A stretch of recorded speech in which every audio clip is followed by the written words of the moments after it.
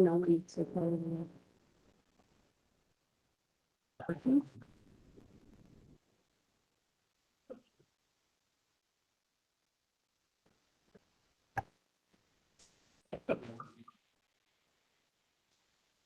Mic check for the YouTube stream.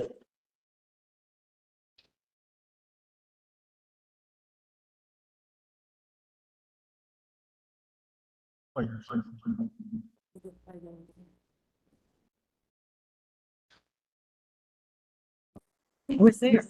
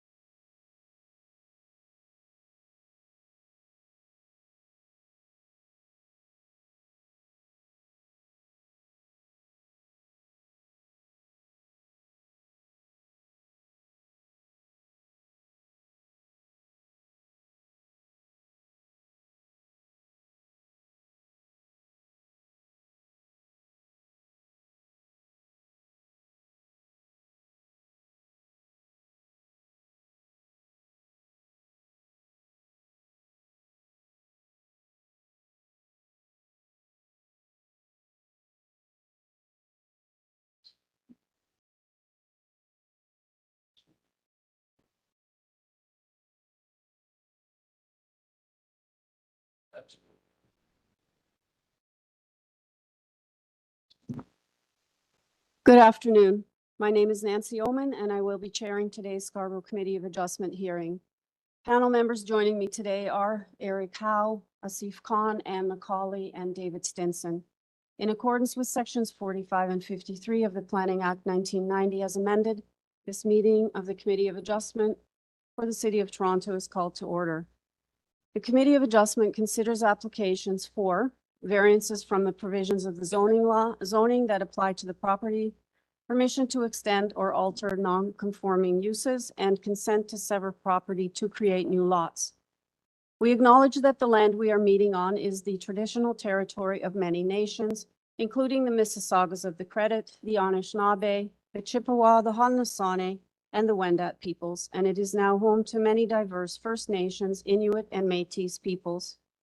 We also acknowledge that Toronto is covered by Treaty 13 with the Mississaugas of the Credit and the Williams Treaty signed with multiple Mississaugas and Chippewa bands.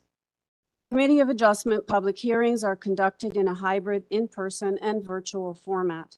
Some applicants and participants will make their submissions in person, and others will participate virtually through WebEx, an online digital platform. The meetings are streamed on the Toronto City Planning YouTube channel, and anyone wishing to view the hearing can watch on YouTube. Those who choose to participate virtually and registered in advance will be connecting by video or audio. All virtual participants will be automatically muted upon entry. When your item is called, you will be unmuted by the moderator, one person at a time, and we ask that you mute your devices until you are called upon to speak. Those participating by video will be temporarily upgraded to panelist when their item is called. During this time, your camera will be enabled. You will only be visible during your allotted speaking time or to answer questions. At all other times, your video will be disabled and you will be reinstated as an attendee. For both in-person and virtual participants, Committee of Adjustment staff will share presentations submitted in accordance with the written submission deadline.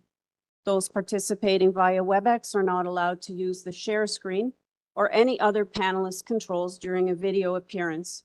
The host will remove you from the panelist role if you fail to respect this instruction. People attending in person today who want to receive a copy of the committee's decision on an application must fill out a decision request card, and those participating virtually need to submit a written request for the decision by email. Please include your name, address, and email address because the Committee of Adjustment and the Toronto Local Appeal Body will be sending notifications and appeal updates by email only. If you do not agree with the committee's decision, you may be able to appeal the decision to the Toronto Local Appeal Body known as TLAB, or in some limited circumstances to the Ontario Land Tribunal known as the OLT.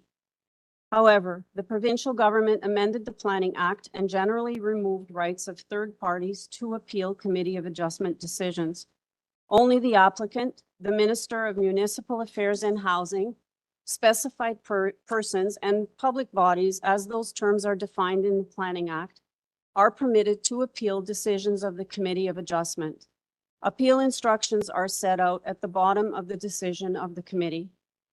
I will call each item in the order listed on the agenda.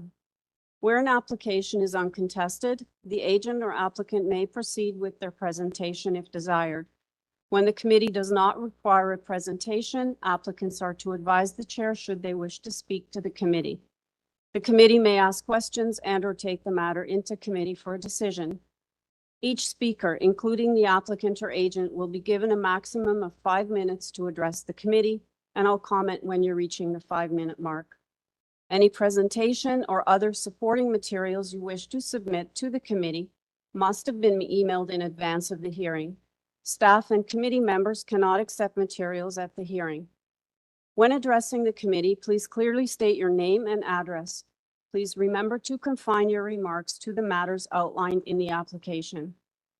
The applicant or agent will proceed first and will make a presentation to the committee on the application. Please note that the committee may not entertain revisions to the proposal at the hearing today. The committee may decide to defer the application if substantially revised to ensure the revisions are accurate and that all those entitled to notice of the application are informed of the changes. Then individuals either in support or opposed to the application will be invited to speak. Generally, we first call on speakers in the hearing room and then those participating through WebEx. Committee members may ask questions of each speaker after they have finished their presentation. When all speakers are finished, the applicant or agent has an opportunity to rebut only those issues that were raised by the speakers. This will mark the end of the discussion, and the application will then be taken into committee for a decision. Mr. Deputy Secretary Treasurer, are there any, are there any conflicts of interest from staff or panel members? Through the chair, I'd like to declare a conflict of interest for item number 21. Relative lives in the notification area. Thank you. Anyone else? Okay, are there any items to be deferred or closed in the afternoon session? Through the chair, there are no items to be closed. There are 3 items deferral requests for the afternoon session. The first 2 are items 19 and 20, 525 and 527 Kennedy Road. Deferral at the request of the applicant due to insufficient notice. The sign was not posted. All right. I note that the agent is on the line. I'm not showing any speakers. Is there anybody in the audience that's here to speak to 525 or 527 Kennedy Road? Okay, seeing none. Is the agent on the line?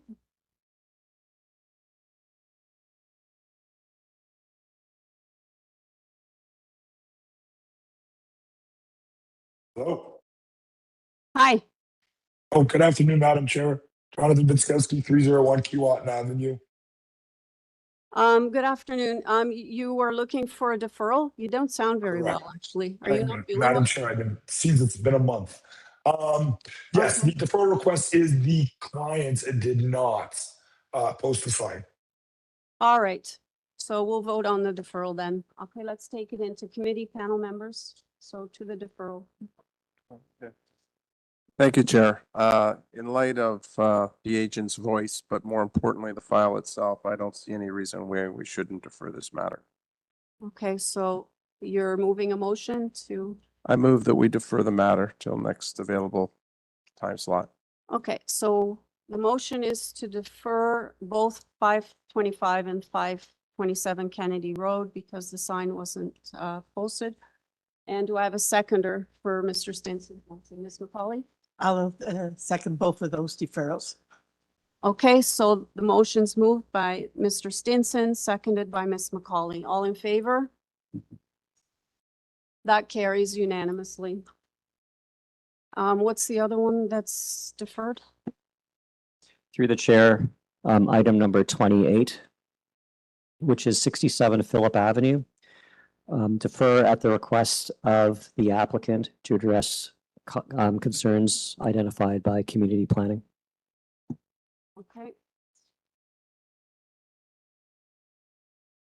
All right, I don't believe, no, there are no speakers. Is there anybody in the audience that's here for 67 Phillip Avenue? Okay, is the agent on the line?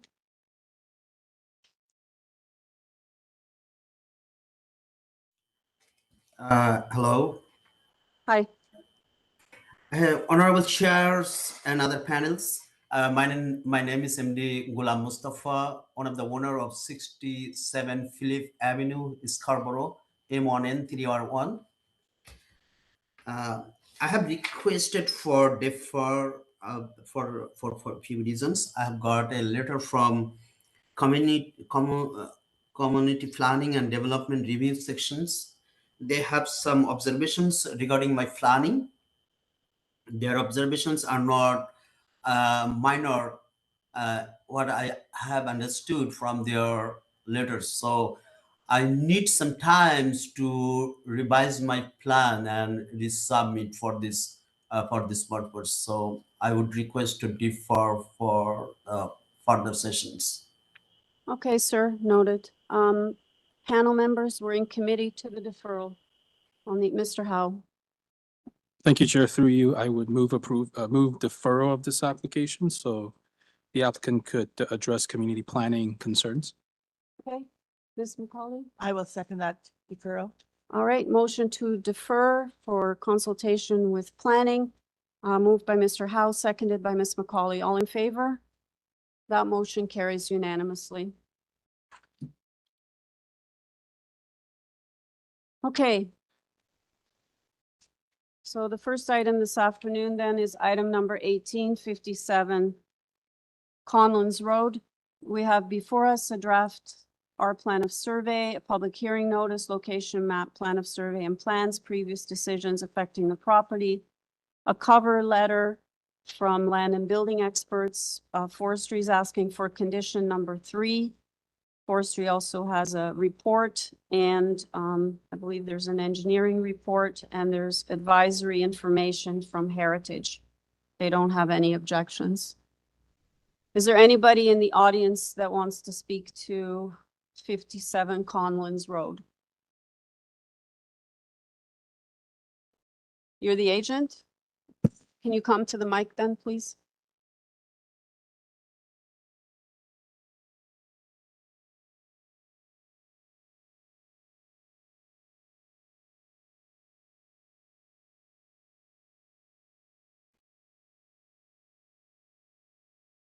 Hi, sir. Can you state your name and address, please, for the record? Yaso Somalingam, 880 Ellesmere Road, Suite N234, Scarborough, Ontario. All right, you're aware of the engineering report, forestry conditions, Yes, Madam Chair. okay, as well as the advisory report from Heritage? Yes, we do agree with that. Okay, panel members, I don't think we need a presentation. Does anybody have any questions for the agent? Mr. Howe?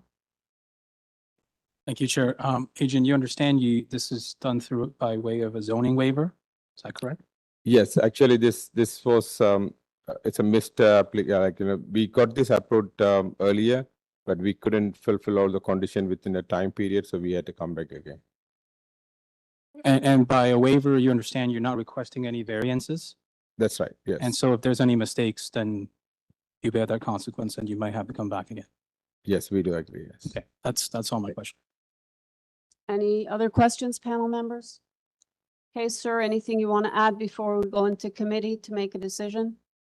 No, it's Okay, we're in committee. I'll need a motion. Somebody. Mr. Howe? Thank you, Chair. This is a consent to sever application before us and with no variances requested. On review, it looks appropriate and meets section 51 subsection 24 of the Planning Act. And so I'll move approval of this application.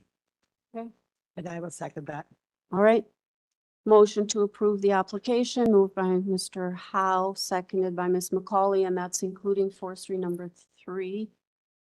And am I like missing my notes? Sorry, Engineering and the engineering report and forestry number 3.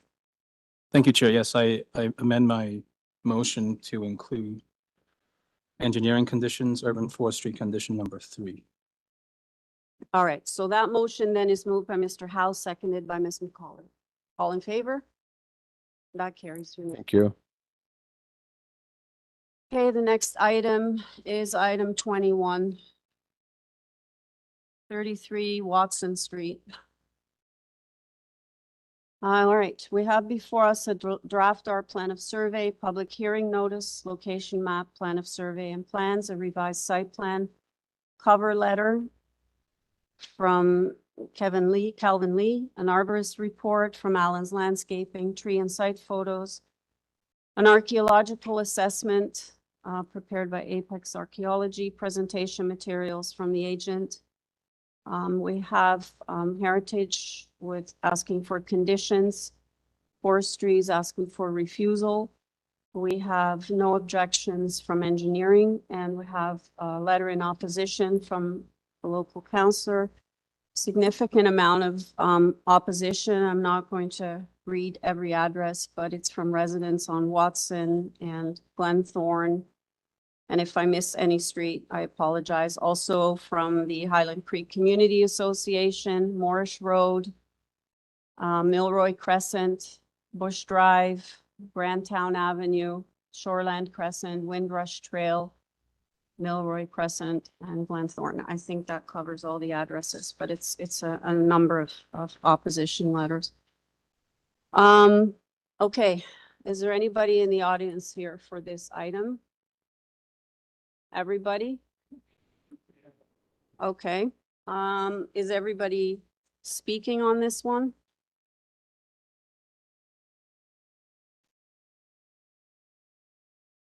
So how many of you were intending to speak? Okay, and is the agent here in person or on the online? Okay. Okay, just bear with me for 1 second. Okay, can we have the agent, please?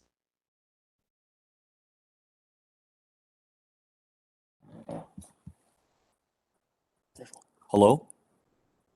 Hi, can you identify yourself for the record? Hi, my name is Jackie Lee and I'm representing for 33 Watson Street. Hi, Mr. Lee, I'm just wondering, my understanding is that this could have gone through just delegated authority. Is that the case? We have a presentation we wish to present. Okay, I know the panel members would like to know why this is before committee and why it wasn't put forward through delegated authority. I am the son of the owner and yeah, that's. Sorry, I might have not understood the question clearly. So this matter could have been handled through delegated authority with staff. And you could have avoided coming to committee. So committee members are asking why this is before committee. Through the chair. Okay, hold on. The staff wanted to say something. We don't have confirmation that this is 100% a delegated, should be delegated. The information that's being provided isn't enough to tell us that that's the case. We would need the chain of ownership on the property, and we do not have that information. Okay. It's just a mention in their presentation that the lots merged. There's nothing formally submitted that says that otherwise. Oh, so you haven't submitted anything to staff then that shows that that lot was originally merged, right? No. Do you have any information like that? We have confirmed with our former owner that the lot was previously divided into two lots, but was merged again later. And then we also consulted with a real estate lawyer saying that the draft R plan could show some evidence of the severance. Right, so you could get evidence, but you don't have it. Is that kind of the idea here? Correct. And that's why you're here? Yes. Okay, all right, whoever's speaking then, can you come and sit at the front? And all of the speakers, have you registered in advance? Okay, great. So yeah, there's two sides. If you can't all fit on one, you can go on either side.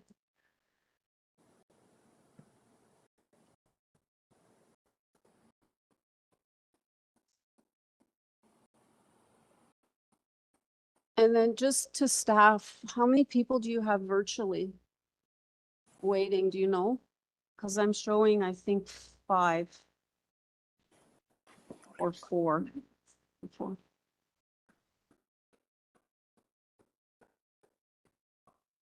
Yeah, I'm showing 5 virtually. Through the chair, we have at least 2 or 3 that are online. Okay, thanks. All right, so Mr.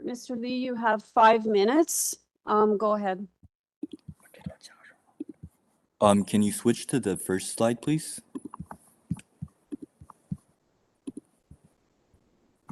That one? Yes. Can I begin? Yeah, please. Good afternoon, Chair and members of the committee. My name is Jackie Lee, and I'm the applicant for the property at 33 Watson Street, and also the son of the property owner. So seated beside me is my father, Xiaofeng Lee, although you can't see him from the camera. Today, I'm applying for a consent application to sever the subject property into 2 lots. No bylaw variants are being requested as part of the application. Next slide, please. So the subject site is located in the southeast part of Scarborough, on the east side of Watson Street, between Kingston Road and Wishaw Road. Next slide, please. The site is currently occupied by a 70-year-old single detached bungalow constructed in 1955, which is in poor condition. Next slide, please. The subject site is located within the RD zone and has a lot area approximately twice of the most other properties, including all 13 neighboring properties within the same RD zone along Watson Street. And as shown on the zoning map, 33 Watson Street is within the RD X1229 zone. Compared with the rest of the surrounding properties under the same zone, it's a very oversized lot, and we're seeking to align more closely with the established lot pattern in the neighborhood. Next slide, please. The subject property originally consists of 2 standard residential lots, each having a frontage of 15.26 meters and a depth of 34.92 meters. The former owner did acquire both parcel and merge the title together in order to construct the existing bungalow. And as the result, the current utilization of the subject site is significantly below what is permitted under the zoning bylaw and is not consistent with the prevailing development pattern within the RD zone. Next slide, please. The application proposed to sever the oversized lot into 2 zoning compliant lots with no variance below the minimum zoning requirement. Part A, located on the north side, will be the retained lot, while Part B on the south side will be the conveyed lot. Each new lot will be similar in size to the neighboring properties to the south within the same zone. Next slide, please. Additionally, according to the zoning requirement for frontage within this RD zone, the minimum frontage is 12 meters, while each of our new lot will have 15.26 meters. The minimum lot area requirement is approximately 360 square meters, whereas each of our new lot will have 532.9 square meters. Both size and dimensions significantly exceed the zoning standards. Next slide, please. Following the Lot 7's approval, we will complete the detailed building design for a single detached dwelling on each lot at the building permit stage, ensuring full compliance with all applicable zoning bylaw and city requirement. So this phased approach allows us to first resolve the lot division while addressing building permit designs and related matters, including tree preservation concerns in consultation with city staff neighbors during the building permit process. Next slide, please. And at the end, I wanted to emphasize again that this property was historically divided into 2 lots, but was merged again later.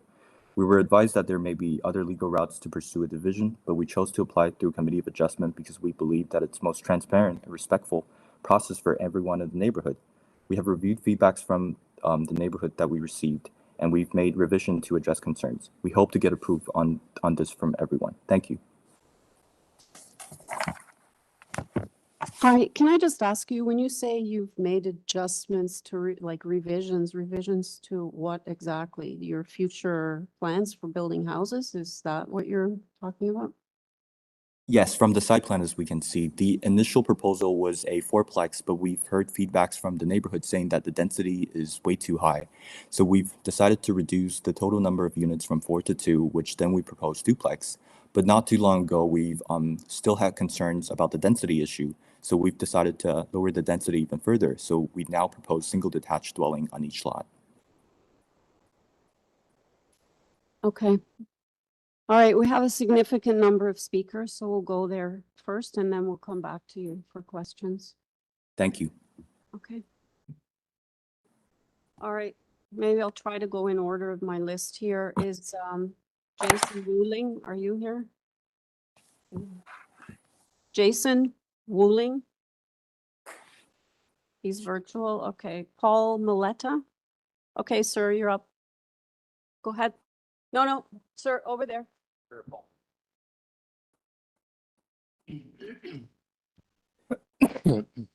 So we just need your name and address. Yes, will do.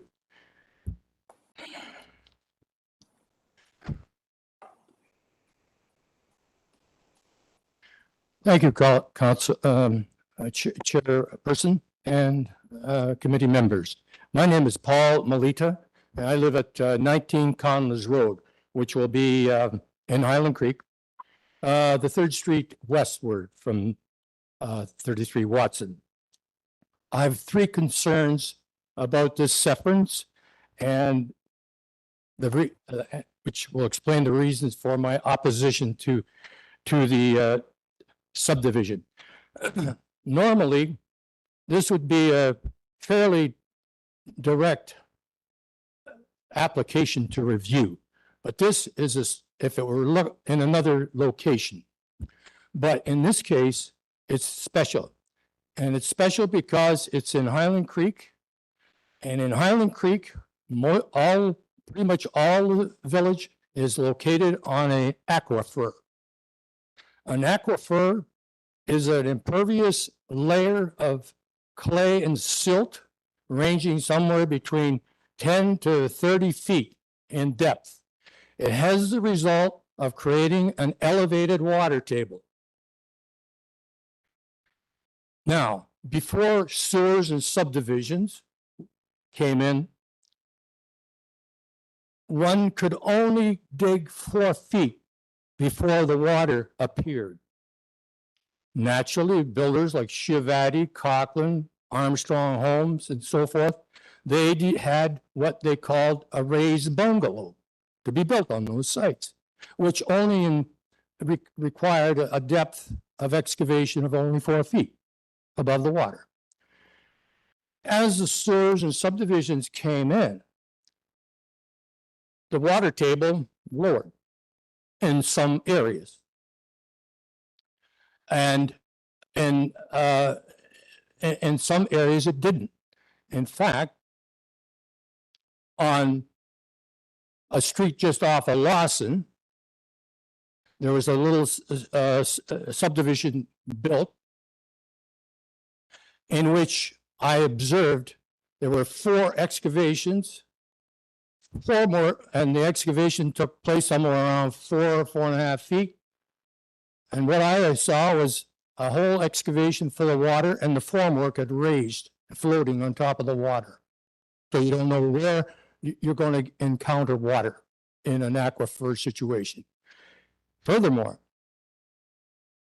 on Bobmar just 2 years ago, another severance application came through with a similar situation here on Bobmar. Bobmar is kind of halfway between me and this application. That builder went down 8 feet with drastic consequences.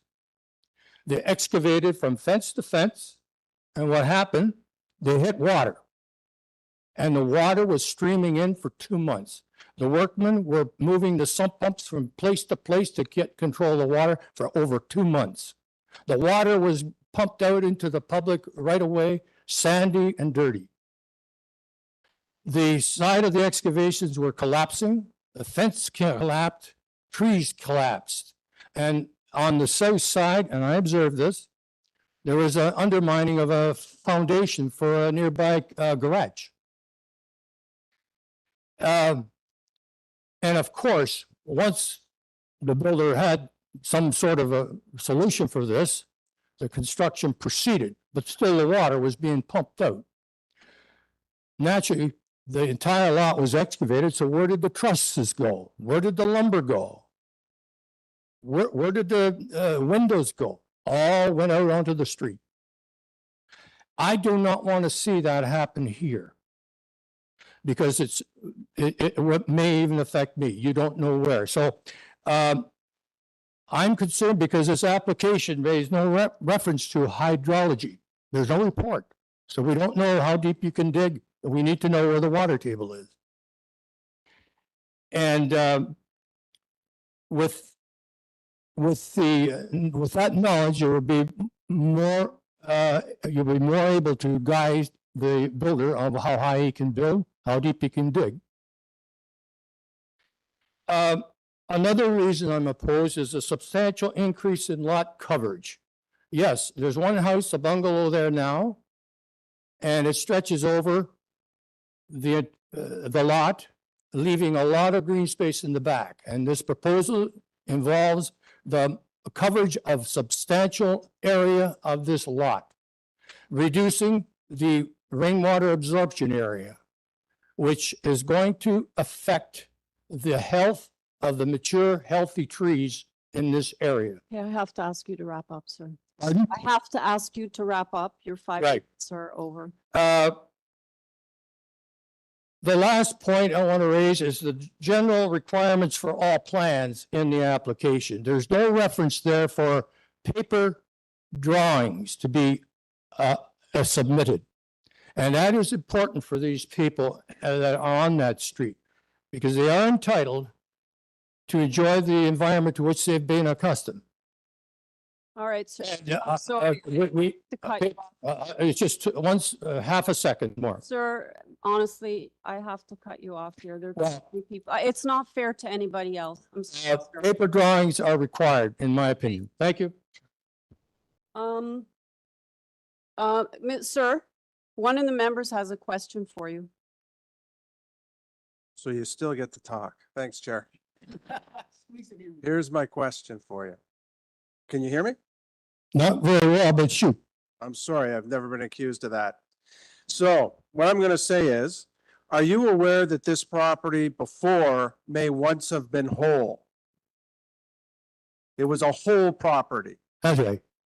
And then you've heard some conjecture that it was severed, then it went back. And what are your thoughts on if somebody wishes to bring it together again? Well, going back, it's my belief that the owner, when he built, found that there's a water problem and he couldn't sustain, the lot couldn't sustain the 2 dwellings. And he had to go shallow with a sump pump. And he did not proceed with the separation of the 2 lots and constructing 2 dwellings there. And I believe that the financial situation at that time probably governed his decision to build a single detached dwelling there. And he probably didn't go very deep in the ground. All right, thank you, sir. Appreciate it. Yep. Any other questions? Okay, thank you. Mr. Blakely, Are you here?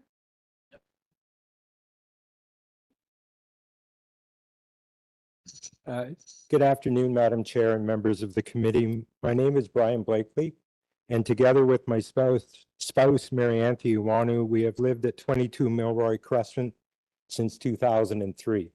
One of the unique aspects of Highland Creek that appealed to us when we were looking for a new place to live was the diversity of housing type within Highland Creek. And by that, I mean Highland Creek started in the late 1700s, early 1800s. And as it spread and developed, different houses were built almost as if individuals built each house. There are some areas of Highland Creek where no two houses are the same beside each other, particularly on Watson, Bobmar, Moorish, and Deepdean, which are, I expect, because I have limited knowledge of the 1860s, was the original thoroughfares of the community. The presentation by the applicant raises a considerable amount of confusion for myself and no doubt others. There was a number of proposals made, and at the very late date, it seems that the applicant has now decided that they're asking to sever the lot to build two detached houses. And they said that in their presentation. But this is an application for severance of a large lot. So one question I have, and I can either ask it, I'll ask it through you, Madam Chair, whether somebody can answer it or not, is anything that the applicant says at this hearing about their future intentions, my question is whether or not that is binding on the applicant. Or will we be here in the future saying, well, on this date, you said two detached homes, and now you're proposing a fourplex. I'll defer to staff. Through the chair. So because this is only for a consent to sever, the application is just for the lots themselves. It's not for the proposed building that's being built. The applicant would need to comply with the bylaw in order to build anything on the lots, obviously. Otherwise, they would trigger variances and then they would have to come back here for minor variance applications. Thank you. I feared that was the answer. So there is a Highland Creek community plan that was developed by the community in conjunction with the city planning department. I'm sure you will have other people reference it, so I just want to very quickly speak to a couple points. 1.1 general policies. The Highland Creek community encompasses residential areas characterized by detached dwellings on spacious treed lots. The preservation of this character within the residential areas of Highland Creek will be the principal criteria in evaluating development proposals. And in that same report, on the very last page, there's a map that shows the results of the considerations of the Highland Creek secondary plan. And in dark, there are a number of areas that were conceived of being suitable for future development, whether infill or in some cases on land where one house occupies almost 10 acres. But of note, when you look at the report, only the developments south of Kingston Road and north of Kingston Road in the extreme east end of the proposal include discussions of semi-detached houses, of townhouses, of any form other than single-family dwellings. In the application from, and this is my final point, in the application that we received and that I saw online and reviewed, there's a tree inventory, and I note that the arborist report recommends not agreement and fully endorse that and hope that that is the decision of the committee. But there are two neighboring trees on the lot north of the site that are really unique. And in the arborist report, the one of them that is near the property line of the proposed severance is identified as N3 and labeled as a red pine. I'm not an arborist, but I'll tell you, red pine were planted in agreement forests all across southern Ontario because they grow tall, they grow fast, and they stop erosion. They are pine trees. This is not a pine tree. This is a tree of which there are probably very few people in this room who have ever seen. My understanding is there is no more than 12 in the province. There are 2 on the site north. They have a very particular need for the lot to have the water, and I hope that you reject this proposal. Thank you, sir. Panel members, any questions? Mr. Stinson? Thank you, Chair. Thank you, sir. That was very articulate. Well said. A couple of things. I'll bite. What's the tree? I'm not entirely sure. It's been, Is that it? The big one? All right. I was hoping we'd get informed here, but that's very fascinating. Hopefully before this is done, we'll learn what the tree is. Mr. Stinson, I can assure you will be informed. Thank you. I didn't want to steal all the thunder from myself. Don't steal my thunder. All right. Here's my other question, and it's a bit of a paradoxical situation. You mentioned, and I agree with you, this community's individualism, its uniqueness, its founding in the 1700s. I can agree with all of it. I'm very familiar with this area. But if you looked at, for example, 17 Watson, maybe that's a house built in the 1800s. You look at 11 Watson, maybe that's a home built in the 1990s. If you look at 15 Watson, maybe that's a home built in the 1980s. That diversity that I'm talking about doesn't stop, notwithstanding the issues before us today. Do you concede that the diversity of that neighborhood has been in flux since the 1700s till today? Well, I think you're being more articulate than I was in my presentation. That is actually the really fascinating part of Highland Creek. It's kind of like a ring in a tree. Each ring represents a year, and each ring is different. If it's a very good year, the ring is thick. And if it's a very difficult year, the ring is very thin. So each year, people have moved to Highland Creek, initially turning farmland into residential properties and building a house in the 40s. The house we're in was built in the late 80s. It was infill. It's in between Watson and Bobmar, right? It's totally different, but it's one of the few areas in the immediate vicinity of Watson where it's actually a subdivision as opposed to individual built houses on rectangular lots. I agree. Thank you. Thank you. Okay, any other questions? Okay, thank you, sir. Thank you. Oh, hold on. Mr. Khan wants to ask you a question. Sir, my question to you through the chair is, the frontage of this particular consent is 15.26. What kind of frontage the neighborhood has? Sorry, I missed the last part of your question, sir. I think Mr. Khan is trying to establish what the average frontage is in that So community of that. I would again, page 15 of the Highland Creek plan has a community map, and it shows, unlike some maps we've seen already, it actually shows property lines. And what you'll see, and if you'll allow a gross generalization here, is Highland Creek community is centered basically where it says Kingston Road, right? That line, you see 4 or 5 dark properties, that's the commercial center. As you move out from the commercial center, in the older areas, you see lots on this plan with varying frontages.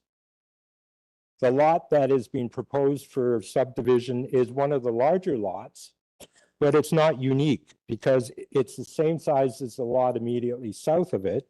It's the same size visually as the first 4 lots on Thomas. There are a variety of lot frontages in that neighborhood, but as you move north and as you move west and as you move east, into the newer developed areas, you'll find that the lots A are smaller, B, they are subdivision developments. So I grew up in Mississauga in a subdivision. You know, all the houses were built by, at that time, almost one developer, a guy named Iggy Caniff. So there was a little bit more diversity in a subdivision built in the 1960s than there is in a subdivision built now, right? The lots are smaller, the houses are more, you know, basically you get to choose elevation A or elevation B, in which they switch some windows around. So if you look at this map, you'll see as you move away from the center, the oldest part of Highland Creek, the lots become more typical of current sort of intensification and smaller lots, houses. But other than the ones along Kingston Road, they remain single-family dwellings on single lots. Thank you very much. Thank you, sir. Okay, thank you, sir. Chantal Emmond? And also, I just want to remind everybody, we really want to hear all your views, but you guys look very organized, I have to say, but try not to repeat things over and over the same thing, if possible. We'd appreciate it. Great. Okay, go ahead. Good afternoon, members of the Scarborough Committee of Adjustment. Thank you for allowing me to speak today.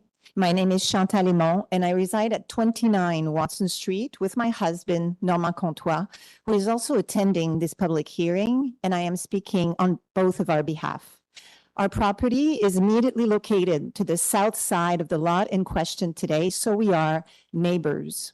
We moved into our 19th century home on June 13, 2003, after falling in love with our charming little 1.5-story house with its wraparound porch, mature trees, all nestled in the quiet community in Highland Creek. Originally a farmhouse in the late 1900s, we poured our love, our sweat, and of course our money into it over the last 23 years. I'm here to express our strong opposition to the severing of this lot and the associated development plans. Highland Creek is cherished not only for its historic charm, but also for its peaceful quality of life and the abundance of mature trees that line our properties. My husband and I particularly enjoy sitting in our shaded backyard, watching the wildlife have a grand time, more specifically the squirrels and the birds that nest in the trees nearby. Although we live amid a bustling suburb, it's as if we found a little slice of rural tranquility right here in the city. Our concerns with the proposed severance are rooted in the potential loss of these invaluable features. First, the mature and healthy trees that graze this lot are not easily replaced. They provide shade and privacy, improve air quality, and help manage stormwater runoff. Once removed, it will take generations for new trees to provide the same benefits, and no replacement plan can truly compensate for their loss. To combat climate change, the City of Toronto has a goal to reach 40% tree canopy by 2050. Cutting down the designated trees on this lot would go against this goal. It is important to note that after a review, the Toronto Urban Forestry objects to the requested consent to sever. Second, the character of Highland Creek is closely tied to the fact that most dwellings are single-family homes. Although their latest revised plans state otherwise, which is a bit confusing, we are concerned that the new owner planned to develop multi-dwellings housing, such as duplexes, on each lot. And as confirmed by a real estate agent, this could represent a 5 to 10% decrease of the value of our home and surrounding properties, and that is troubling. Apart from being catastrophic for the trees on the current lot, their plans would drastically increase traffic and put on strain on existing infrastructure. These changes can negatively affect the safe environment that residents value, especially families with children, and we do have many of those on our street. The new owner claims that their proposed severance aligns with the city's objective to promote efficient land use and provide diverse housing options. We feel that this has already been addressed by several new developments in the last few years in our neighborhood, including the 539 units located only 250 meters to the south at 6050 Military Trail. Third, severing the lot threatens to set a precedent that could lead to further intensification and gradual erosion of the neighborhood's identity. We must consider not just for the immediate impact, but also the long-term consequences for our community's cohesion and heritage. The prospect of severing the lot is very upsetting for us, my husband and I, and other neighbors, of course, and the potential removal or damage of the trees is a cause for significant concern, impacting our daily life and overall well-being. Believe it or not, we have lost sleep over this. In making this decision, I urge the committee to respect the wishes of current residents and to recognize the importance of preserving Highland Creek's unique character and its trees. Our neighborhood is more than just a collection of lots. It is a community built on history, nature, and a shared sense of peace. Let us protect what makes Highland Creek special for current and future generation. Thank you for your time and for considering our perspective on this important matter. Thank you. Any questions, panel members? Ms. McCauley? Yes, thank you, Madam Chair. Thank you very much for that presentation. It's good. It speaks to your heart in the Highland Creek community, and it also speaks to what is happening in Highland Creek. I have a question. You are on number 29 Watson Street. Correct. Way south of this property. What is the frontage of your lot? It's a good question. I'm not good with numbers. What would be the frontage of our lot? Can I ask my husband who's in here? Probably 47, 48 feet. Okay, so 50. Let's round it. Let's round it to 50. all right. And the reason I'm asking is on the map, I can see that your lot is smaller than number 33. But the proposal for number 33 is divide that lot in half. 33 is, if we call it 100 meters, and they want to divide it in half to 50s. That would be the identical lot size to what you have. I know there's a number of other issues that need to be addressed, but keep in mind that a lot of 50 feet on Watson Street, on the east side of Watson Street, has already been established as part of the character of Highland Creek. Thank you. Okay. Mr. Stinson? Thank you, Chair. Thank you for your presentation. That was excellent. Thank you. You're at 29 Watson. Across the street, you have 28 Watson. Correct. That's a very different home. Yes. It's a very different lot. Yes. How do you reconcile these very diverse locations when we have an application before us today asking for their version of diversity? Mm-hmm. Yeah. When we moved into our home, the 28 Watson was this cute little yellow cottage, and the big house that is now is there. I think one point that we're trying to make here is we want to try to keep how our neighborhood looks, and by allowing bigger homes such as the one in front of us, it makes it difficult to keep the sense that we like about our neighborhood. I understand that we have no control over the type of houses and how large they will be built, if they consider obviously the plans, the allowed plans. But it is hard for us to see the big changes that are on our street, and we're trying to conserve what we can by being here today. And one of the things are the trees, of course, because they provide so much enjoyment in our lives. Yeah. Any other questions? Okay, thank you very much. You're welcome. Pauline?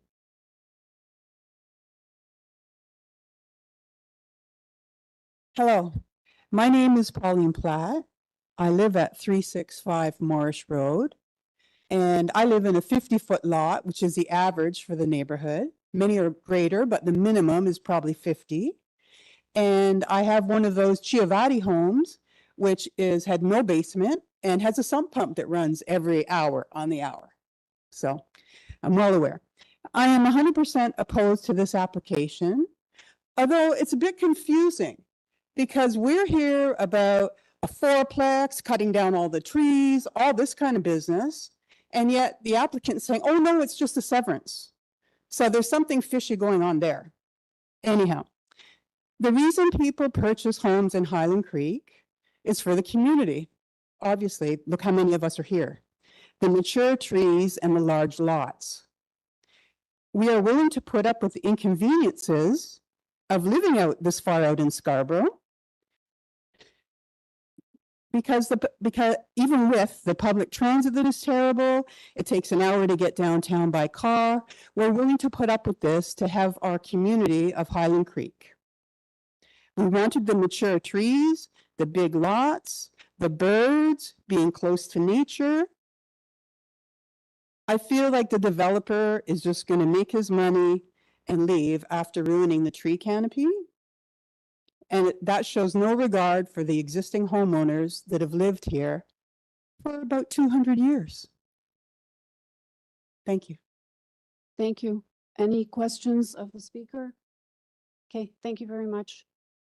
The next person on my list is Joy.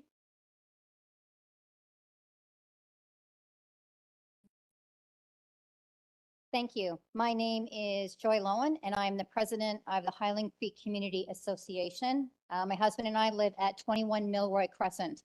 I'd like to start by making it clear that this is not an isolated concern. Protecting Toronto's tree canopy has been an ongoing priority at City Council and across multiple committees for more than a year. In January of last year, our committee, the HCCA, formally raised concerns with then Councillor Jennifer McKelvey. Since then, council and staff have repeatedly acknowledged the urgency of strengthening tree protection through motions, reports, citywide surveys, and deferred items that are still actively under consideration. These include infrastructure and environment, planning and housing, and city council motions specifically aimed at stronger enforcement, higher penalties, and better protection of mature trees. This application directly contradicts the direction the city has been moving. On this single site, 8 of the 11 trees will be removed, including 7 trees at the front of the property, which is exactly where canopy protection matters most. Only 2 trees remain, and even those are barely spared due to the technical diameter threshold, not because they're protected in spirit or intent. Tree protection zones are applied to the absolute minimum standard, and they are clearly inadequate to protect neighboring and boundary trees. No level of injury to neighboring or shared trees should be considered acceptable. The scale of loss here is extraordinary and unnecessary. Compounding this is the instability of the proposal itself.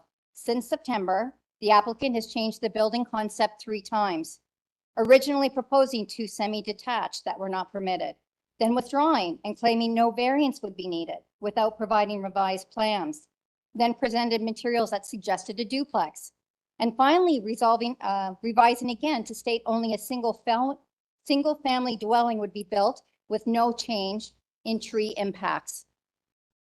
The shifting narrative raises serious concerns about transparency and intent. Regardless of how the buildings are labeled, any proposal involving 2 structures on this lot will cause severe and irreversible damage to the tree canopy. Importantly, urban forestry has already recommended denial of the severance and related new builds. And context matters. There have been many developments in this community. We've had severances, rebuild, garden suites. None have resulted in the level of tree destruction that we see here. Typically, 1 or 2 trees are affected, not the near clear cutting we see proposed. Approving this would set a dangerous precedent.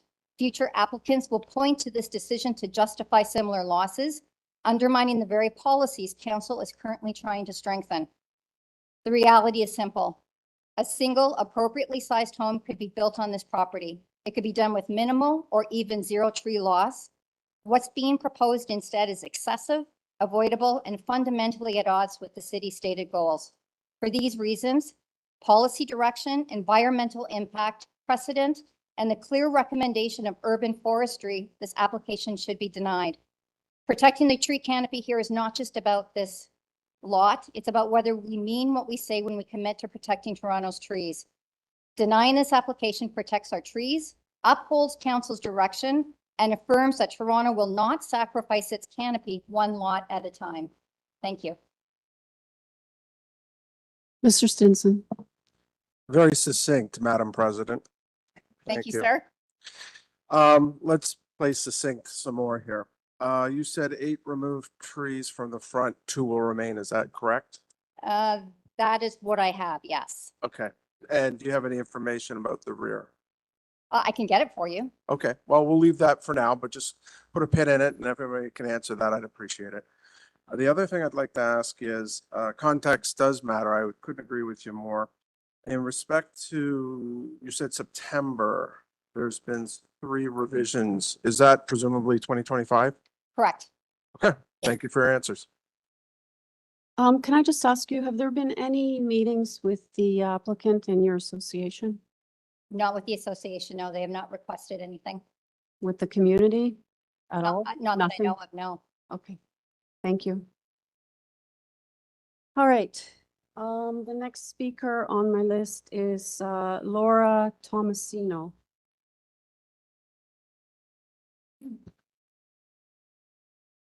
Billy Yarn is going to speak on our behalf. We live at the same address.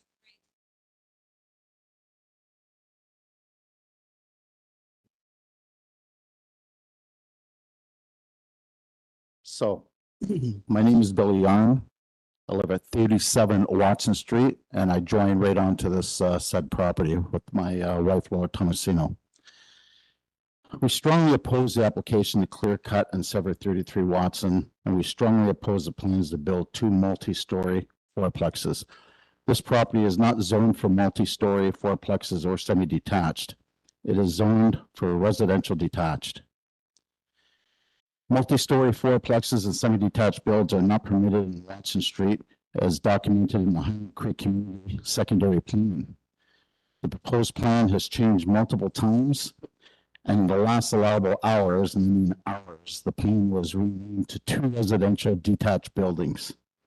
However, the drawings still show residential semi-detached buildings with 4 front doors, back doors, double car garages, and no trees. So nothing's changed here. This proposal is not compliant with the official plan. The variances proposed are not minor. They have negative effects on the neighbors, the streetscape, and the entire neighborhood. This applicant is requesting an unacceptable level of destruction to our heritage and neighborhood. It is appropriate for the committee to deny this removal of the trees and deny severance.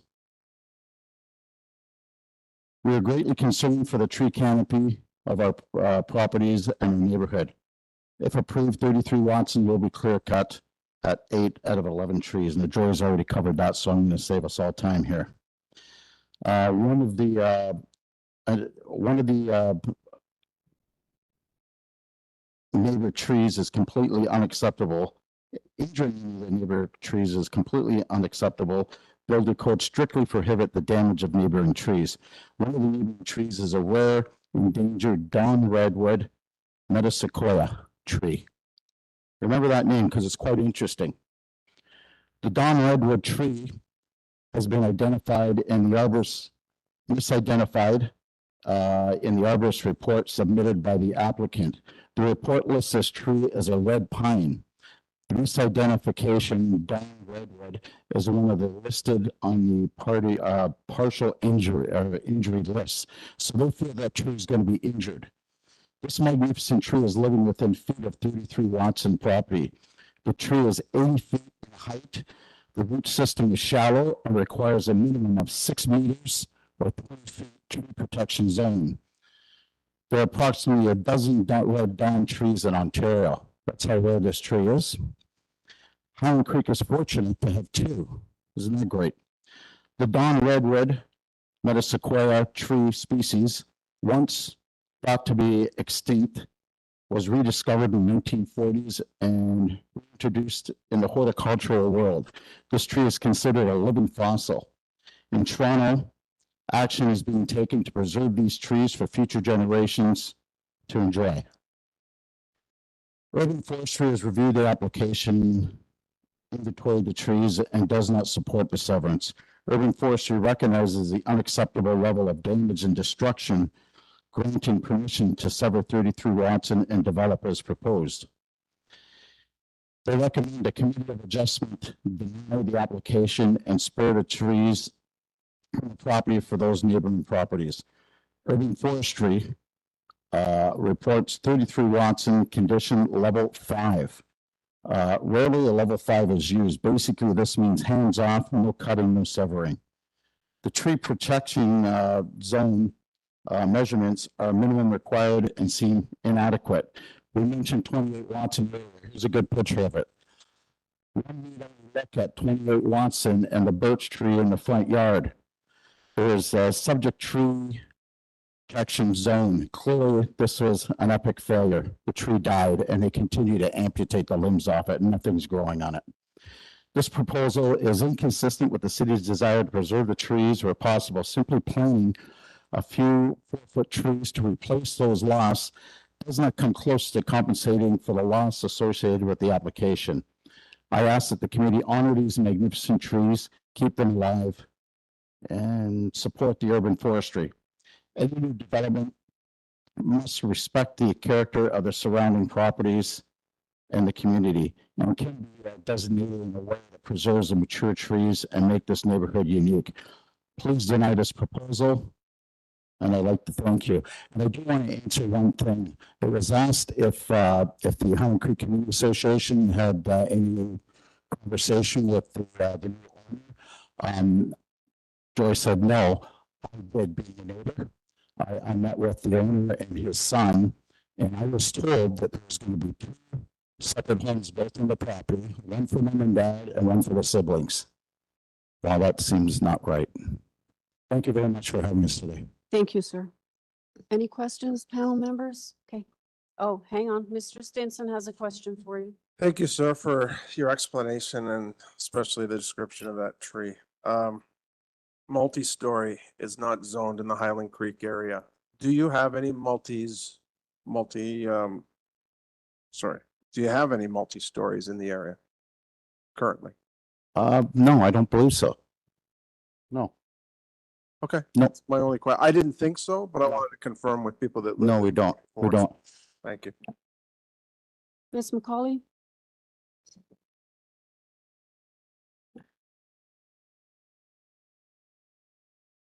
I'm going to ask you if you have in fact read the report from Urban Forestry. Urban Forestry has commented, all bylaw protected trees located on adjacent sites must be protected in accordance with the city tree protection policy and specification for construction near trees.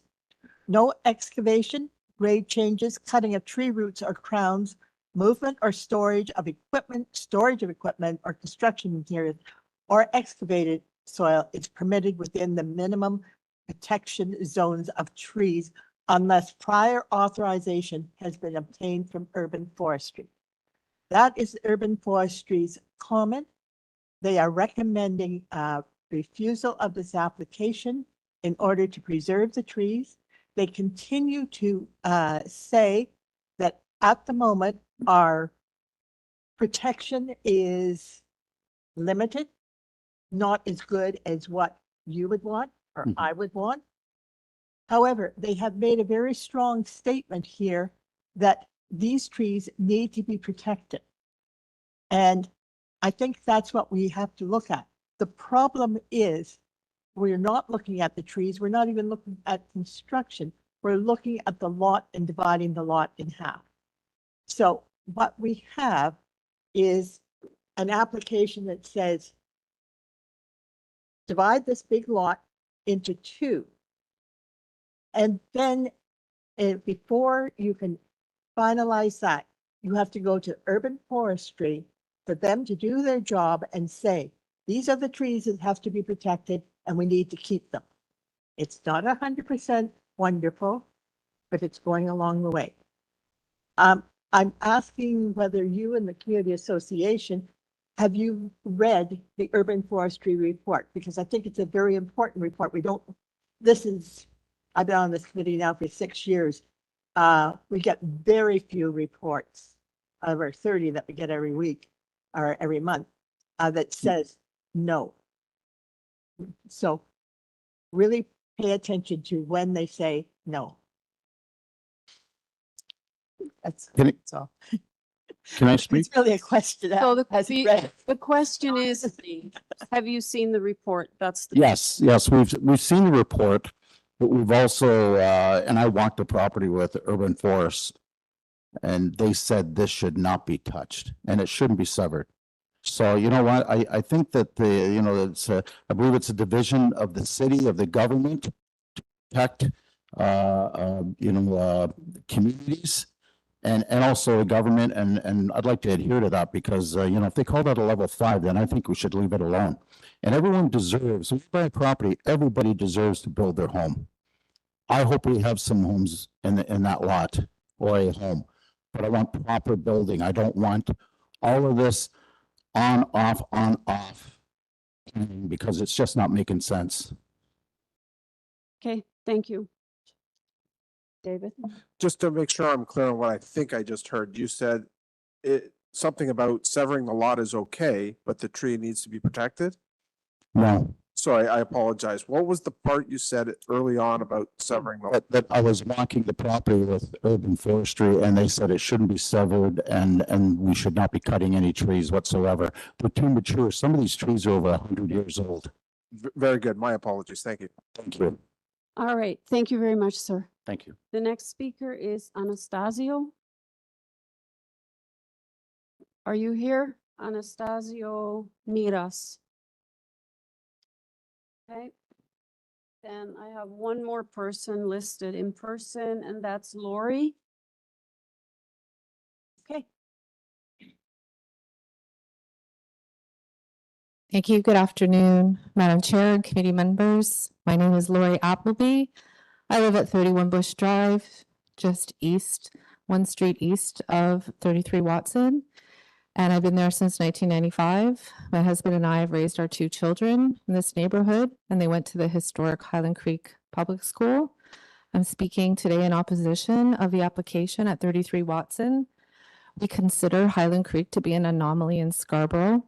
It is not like any other place, and I often receive comments of what a beautiful neighborhood of trees it is from visitors. A big part of what has kept us here all these years is the care by our Highland Creek Community Association and the Scarborough Historical Society to preserve the landscape and history of this beautiful neighborhood. The Scarborough Historical Society website states that the first true community to be established in Scarborough was at Highland Creek.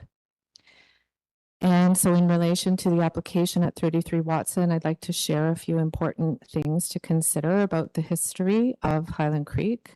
They are from Wikipedia, and this was brought to the attention of the Highland Creek Community Association, of which I am a member of.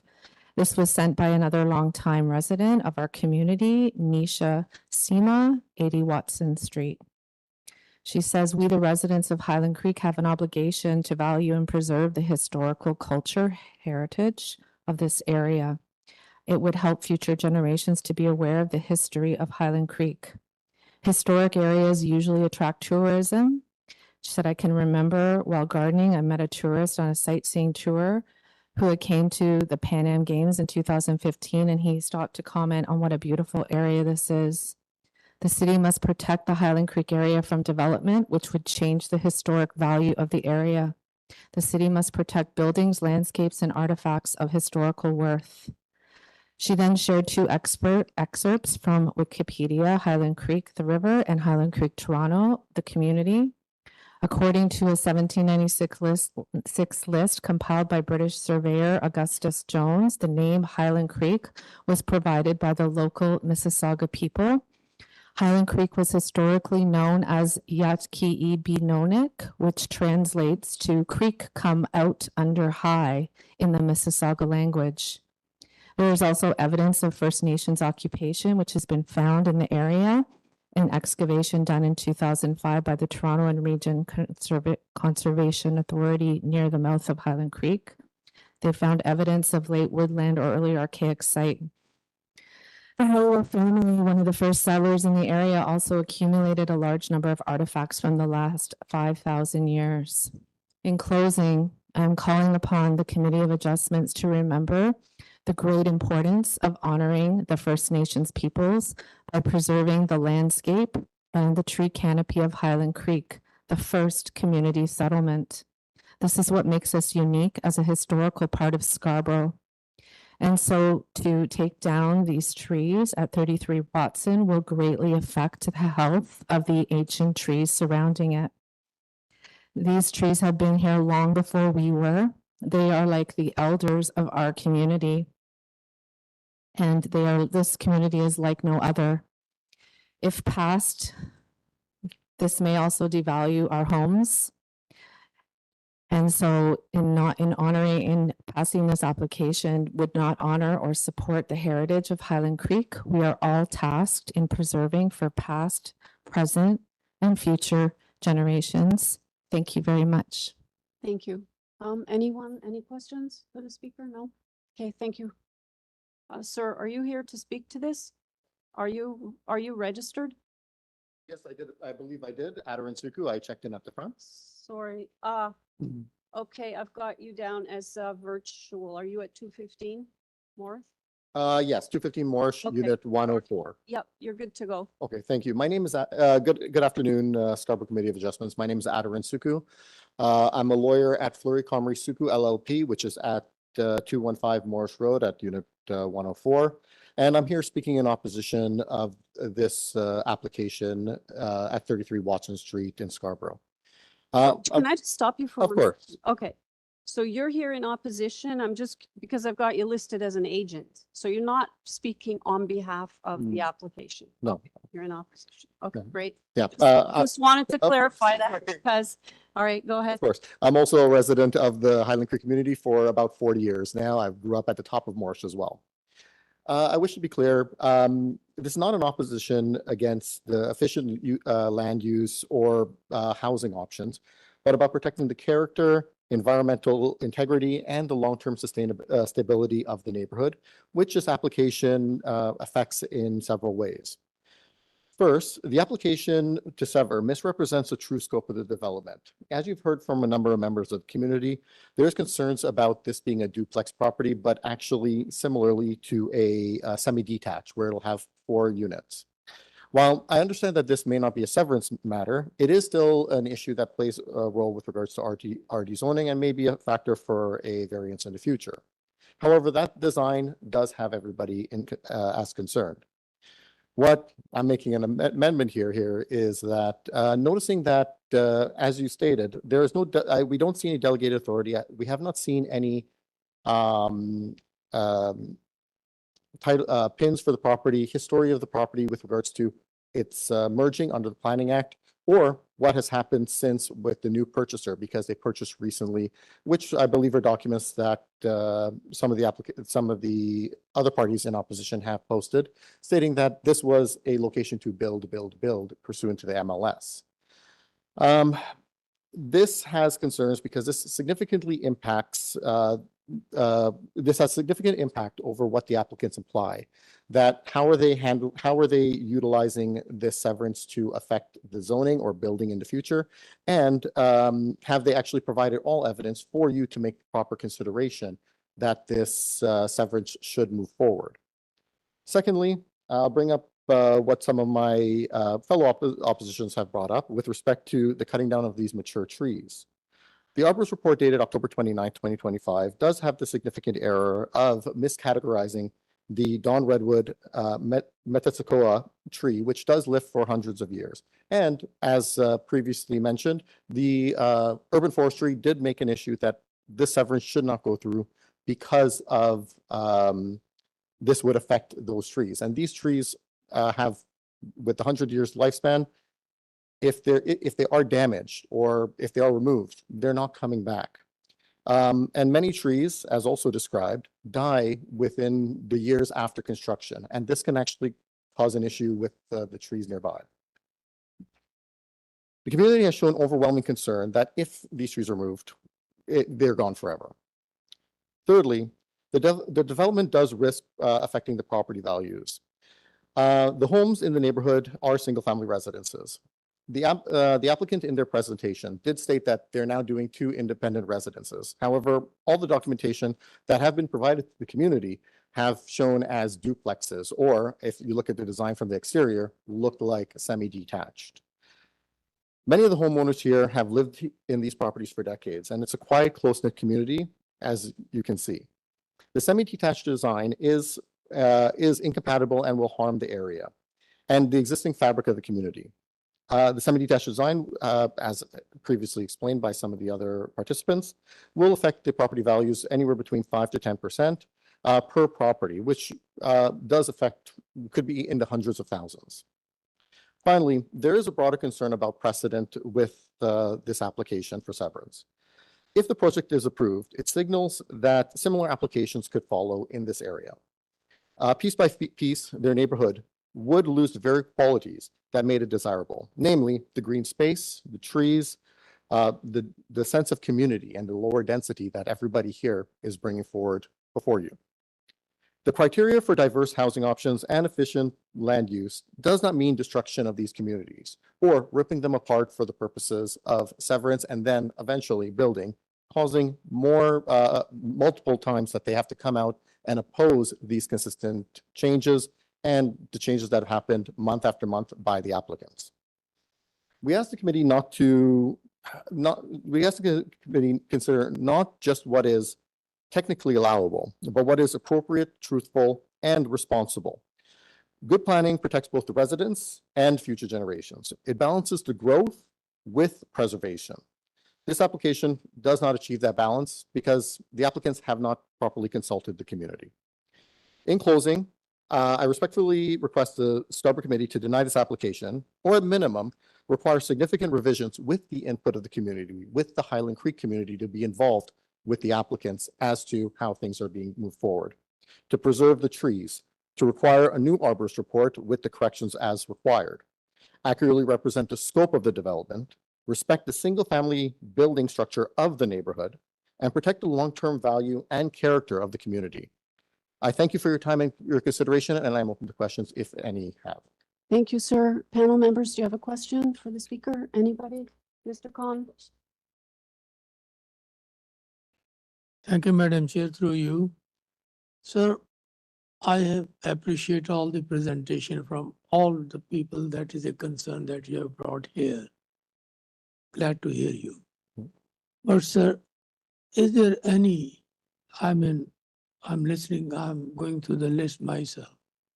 Any heritage concern? I don't believe that there's a specific heritage concern, but the area is a heritage area. I believe there is a heritage report, which I only received today, but I had not had an opportunity to review, nor am I sure that if has been submitted by the parties, because I only received access to documents yesterday or was made aware of this recently. The area is long-standing. I know the building that I'm in is somewhat heritage, which is nearby. I would say probably within 300 meters, which is possibly a heritage matter. I cannot speak to the fact whether it is specifically a heritage area. Beside forestation concern, and forestry department has taken a serious view of this. Have you seen the report? I've seen the report, but I have not read through it in its entirety. What is the chief concern that you have other than forestry? Chief concern is primarily with the applicants. They have not provided sufficient evidence that actually gives reasoning for the severance. That is one of my biggest concerns. They've provided the documentation, or at least the map of the property, but we have not seen the history of the property to show that it was merged under the Planning Act, or what was the history prior to the current owner who purchased it fairly recently and are making these changes. That is my primary concern, is with regards to the applicant themselves. What have they done to evidence the fact that this is a property, one, to be severed? Has it been merged? Or is this something historic in that aspect? I've not seen anything to that light. Thank you. I'm obliged. Okay, any other questions? Okay, yeah, Mr. Stinson? Of course. Yeah, thank you, Chair. Sir, just one question, and considering your background as a lawyer, I hope you'll appreciate this. Is by the nature of development or progress not precedent setting? So when you say that this is precedent setting, every month we meet to see people live out their dreams and hopes to develop their property, as one of the former speakers actually conceded, and I appreciated that honesty. What are your thoughts? With regards to precedent setting as to probably my final point, how that it's similar applications in the neighborhood. Is that what you're referring to? When you use the word precedent setting, what did you mean? That similar applications of this nature can occur, and similar buildings and structures can be built, similar severances can occur, which has been seen in different areas, even in this region, where I actually put it closer to the U of T Scarborough area, which is probably within walking distance of Watson Street. And many of the properties there are being, again, severed up and built into, even though that they may be stating that they're into single family residence or into duplexes or so on, they're made into properties that are primarily for rental use and are semi-detached. And the purpose is to encroach that type of mindset to build is primarily money versus a community goal. Very clear. Thank you. Thank you. Obliged. Thank you. Okay, thank you, sir. All right, anybody else here to speak to this matter?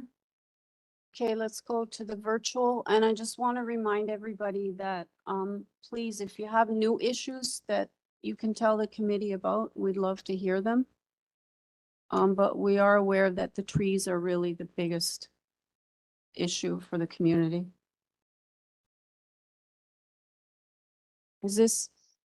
Through the chair, Pranavan, you're on. Awesome. Hi, everybody. My name is Pranavan Premilas. I live at 30 Watson, which is directly across the development. I live with my wife and two children who are 5 and 3 and our dog Milo. We moved into this community in 2021. I know everyone was talking about frontage and stuff. So just for the record, our frontage is 65 feet.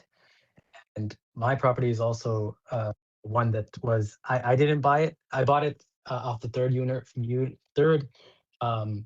I think I was the third owner, but it was one that was rebuilt, but it was one that preserved its trees. I have about 18 to 19 trees on my property. And that's one of the reasons why we fell in love when we bought this property, because it felt like we were not in Scarborough. We felt like we were in a cottage where we were, and it's the animals and all that. So I'll make it very quick because a lot of people already spoke on many of the points. I'm not against the development in Highland Creek. I'm against the type of development. I want to make sure that the development is one that considers, again, the importance of the trees that everyone has brought up. And for me, it's the value of our homes. I don't want the value of our homes to go down. I spent my home, I spent almost $2 million in buying that home. So that's a lot of money. And I want to make sure that, that's not something that's there. And also my children, like I moved here in 2021 when my first kid was 2 and my wife was pregnant with our second kid. So I want to make sure that the type of development and the type of families that are moving into the street are ones that are family friendly. That's all I have to say. Thank you. Thank you. Any questions of the speaker, panel members? Thank you very much, sir. Can I have the next online speaker?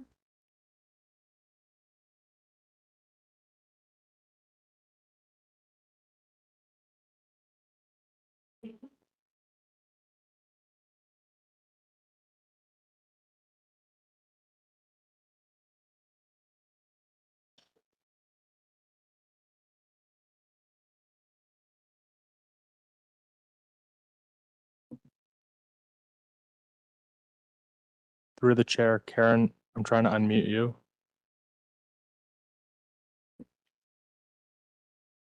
Karen, are you there?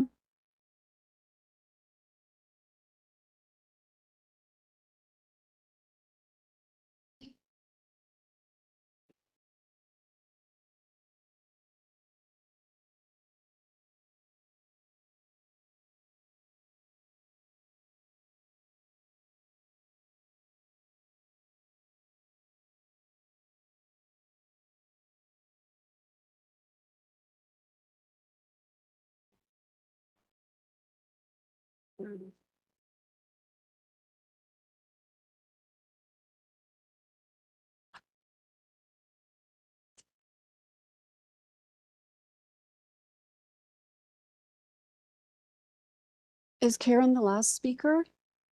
If not, can we go to somebody else in the meantime? Through the chair, Karen is the last speaker. Okay, thank you.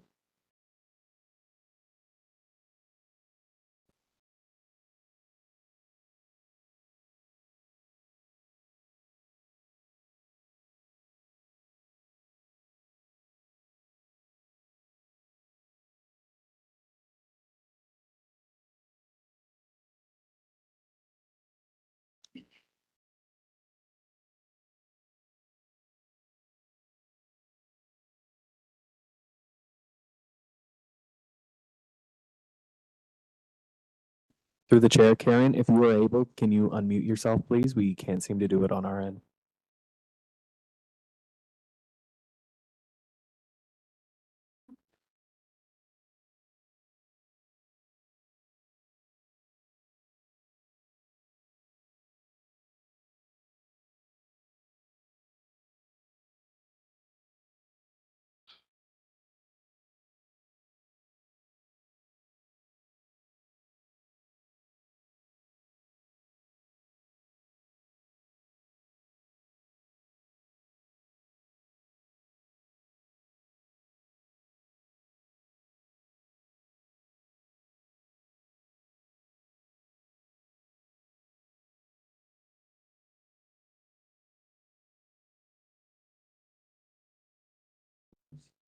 Through the chair, Karen, we've again requested you to unmute.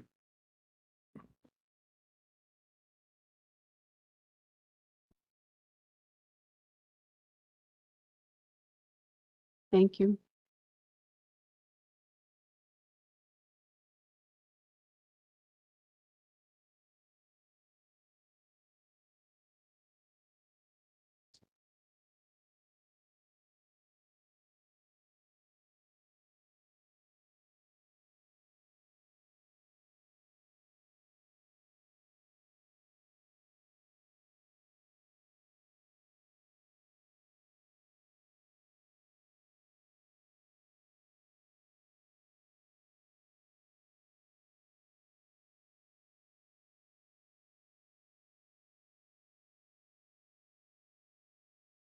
All right, thanks a lot.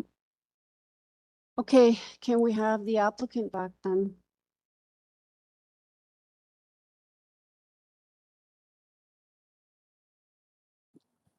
Hello, members of the committee and everyone else. I'd be happy to explain all of your concern. All right, sir, you have 5 minutes. Go ahead. Hi, so I'll just go in order. So from the sorry. Sorry, so for problem about the underground water, we will prepare a detailed building design and construction management plan to comply with all city's requirement and standards by working with the Toronto Building, engineering, and all other relevant offices. And second, there has been concerns that the characteristic of the community has different zoning area and building types. But I wanted to note that on slide 4, as we can see, that this our property is under RDX1229, which within that zone, most frontage are in 15 meters. And thirdly, about the tree concerns, according to the Committee of Adjustment requirement for consent application, we would have to submit a site plan in order to show the land use. This is to show the potential of the lot. And from our site plan, this is just the reference showing the maximum development potential of the property after the severance without any variances. And we do understand that there are concerns about trees from the neighborhood. And just to be clear, from the arborist report, there are a total number of four trees under bylaw protection that we propose to remove. 2 of the trees are in poor condition and 2 other trees are in fair condition. We will have our arborist to connect with the urban forestry to discuss a mutual acceptable solution. Whether to redesign the building or to reduce the house size, we will follow every detailed regulation from each department to make sure that concerns are addressed and conditions are satisfied. All building permits application, all at the building permit stage, we will make sure that everything will be compliant to all applicable zoning bylaw and provincial policies, and no variance will be required. And lastly, to address the semi-detached problem, it has never been our intention to propose semi-detached dwelling. What appears to be a semi on the earlier site plan was mistaken by our technician, and we've submitted a revised plan to remove that confusion. I do apologize for any inconvenience that we've brought. We clearly do acknowledge that under our zone, semi-detached dwelling is not permitted, and that's pretty much it. Thank you so much. Thank you. Panel members, anybody have any questions for the applicant? Mr. Howe and then Mr. Stinson. Thank you, Chair. This question is for the applicant agent. Based on what we have heard here today, and in particular to Urban Forestry's recommendation being a refusal, I wonder if the applicant would like to consider deferring this application so you could canvass an amicable path forward with the neighbors and also undertake the urban forestry permitting process first prior to coming back to the committee for approval. As the way I see it, even with this committee's approval, which I'm not saying we will give, you will need urban forestry's approval prior to you can move forward with any construction. So the way I see it, anything we're doing here today will be moot unless you get urban forestry's approval. And they're recommending not giving their approval. So I'm offering second consideration is that you might, whether you're willing to defer this application here today until you have confirmation with the urban forestry permitting process. So I would like to hear your thoughts on that. Subject. Hi, I would like to, sorry. No, I was going to say, are you there? Yes, I am. Okay, go ahead. I was wondering if we can get conditional approval on this, if we can get approval from urban forestry. Subject. Sorry, that doesn't make any sense. We have a report in front of us that's recommending refusal altogether, or if we approve, there's conditions attached. So that's it. We're not negotiators here for any departments. Then we can accept deferral. Okay, Mr. Stinson, go ahead. Thank you, Chair. And I appreciate Mr. Howe's comments. I'm in line with those thoughts. I can't approve this if it did go to a vote, simply because while I'm very sympathetic to different structures and designs, no offense to the people that spoke today, this area is full of it, diverse structures and designs. But the tree issue is paramount at this point, and I've done a little research here now that I've got the name of the tree, and I appreciate that information. And in considering the refusal from urban forestry, I could not vote in favor of this. So I think deferral is an excellent opportunity. Ms. McCauley. Thank you. I'm going to agree with Mr. Howe. Willing to be second to that motion when we get to it. But first of all, I wanted to talk a little bit about what we're doing here and what authority we have. We have the authority to recommend consent applications, but that authority comes from the province. The province says, first of all, you've got to consider the official plan. We have the statements from urban forestry about the official plan, and it basically says natural environment. This is the official plan for the city of Toronto to support strong communities, a competitive economy, and a high quality of life. Public and private. Sorry, just 1 second. Is there a question here for the applicant? Because we're not in committee yet. So I just wanted to ask you. I'm sorry, I thought the applicant had. No, Mr. Howe was asking a question, and then Mr. Stinson was going to ask a question, and now so I just didn't want you to go in a whole speech here because we're not in committee yet. So if you have a question, go ahead. It's okay, but I just wondered if you have a question for the applicant. We're still there. I was, okay, question to the applicant.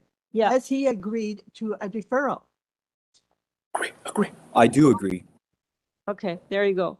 Because Okay. okay. All right, Mr. Stinson, did you have another question? That was the question, and I Okay. think Ms. McCauley was more succinct than me, so thank you. Always defer to a woman, and I did, and she did better than me. All right, so now, sorry to cut you off, but now if you want to go ahead and Okay. speak, go ahead. Because I got a big audience. Yeah, I know. Go ahead. I want to go ahead and tell you that this, the applicant has deferred. Doesn't mean that he's going away. It means that he's deferred and going to come back. But what he needs to do is consider the legislation, consider the requirements of the province, of the city of Toronto, of the forestry department.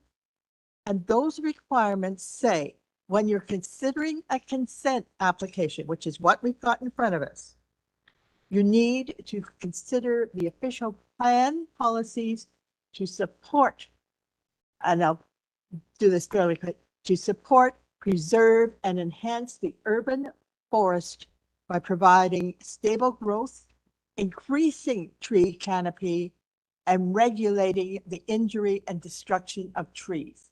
So in other words, the applicant in his deferral, his next step really is to go to urban forestry, show them these are the trees, he's already done the inventory. This is what I want to build or develop. And these are the trees that may or may not be affected. And get their approval. With their approval or refusal, he can come back to the committee and ask for his consent application over again. In some cases, I'm going to just let you know, in some cases, this may be the last we hear of him. In other cases, 6 months, a year from now, he'll be back. Yeah. Okay. That's it. Does anybody else have any comments on the deferral? I would like to ask if we can maybe go into committee if you think it's time. Oh, we are? Okay, we're good then. I'm gonna throw it over to you, Eric, if you'd like to start, and then I'll follow. Sure, I'll thank you, Mr. Stenson. I'll make a quick comment. As currently before us, I don't think the application satisfied the requirements set out in section 51 sub 24 of the Planning Act. In particular, the proposed severance is premature and not in the public interest. And also it fails to give regards to conservation of natural resources, being the 4 mature trees that are being proposed to be removed. And those are based on the information that all the speakers here presented, as well as the applicant's own arborist report. And therefore, we also saw Urban Forestry has recommended, pretty adamant refusal of the application. Or alternatively, they could apply to Urban Forestry for a permit. So in light of that, I feel a deferral of this application is appropriate to allow the applicant more time, as well as engage Urban Forestry, undertake the permit process, and depending on the results of that process, the applicant may return to this committee or not for reconsideration. Alternatively, I feel I wouldn't support approval of this application, and so I'm in favor of a deferral as agreed to by the applicant. Those are my Okay. comments. I'm prepared to move a motion if. Hang on, Mr. Stinson, did you want to add anything? Okay, Mr. Lee.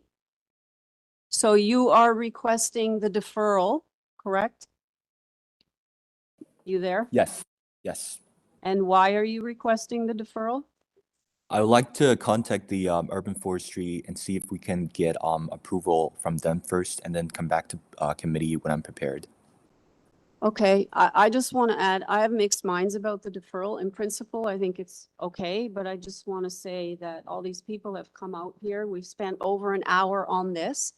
And I really wish that at the beginning, you could have entertained this instead of proceeding forward. So these people hadn't, wouldn't have had to come out here today.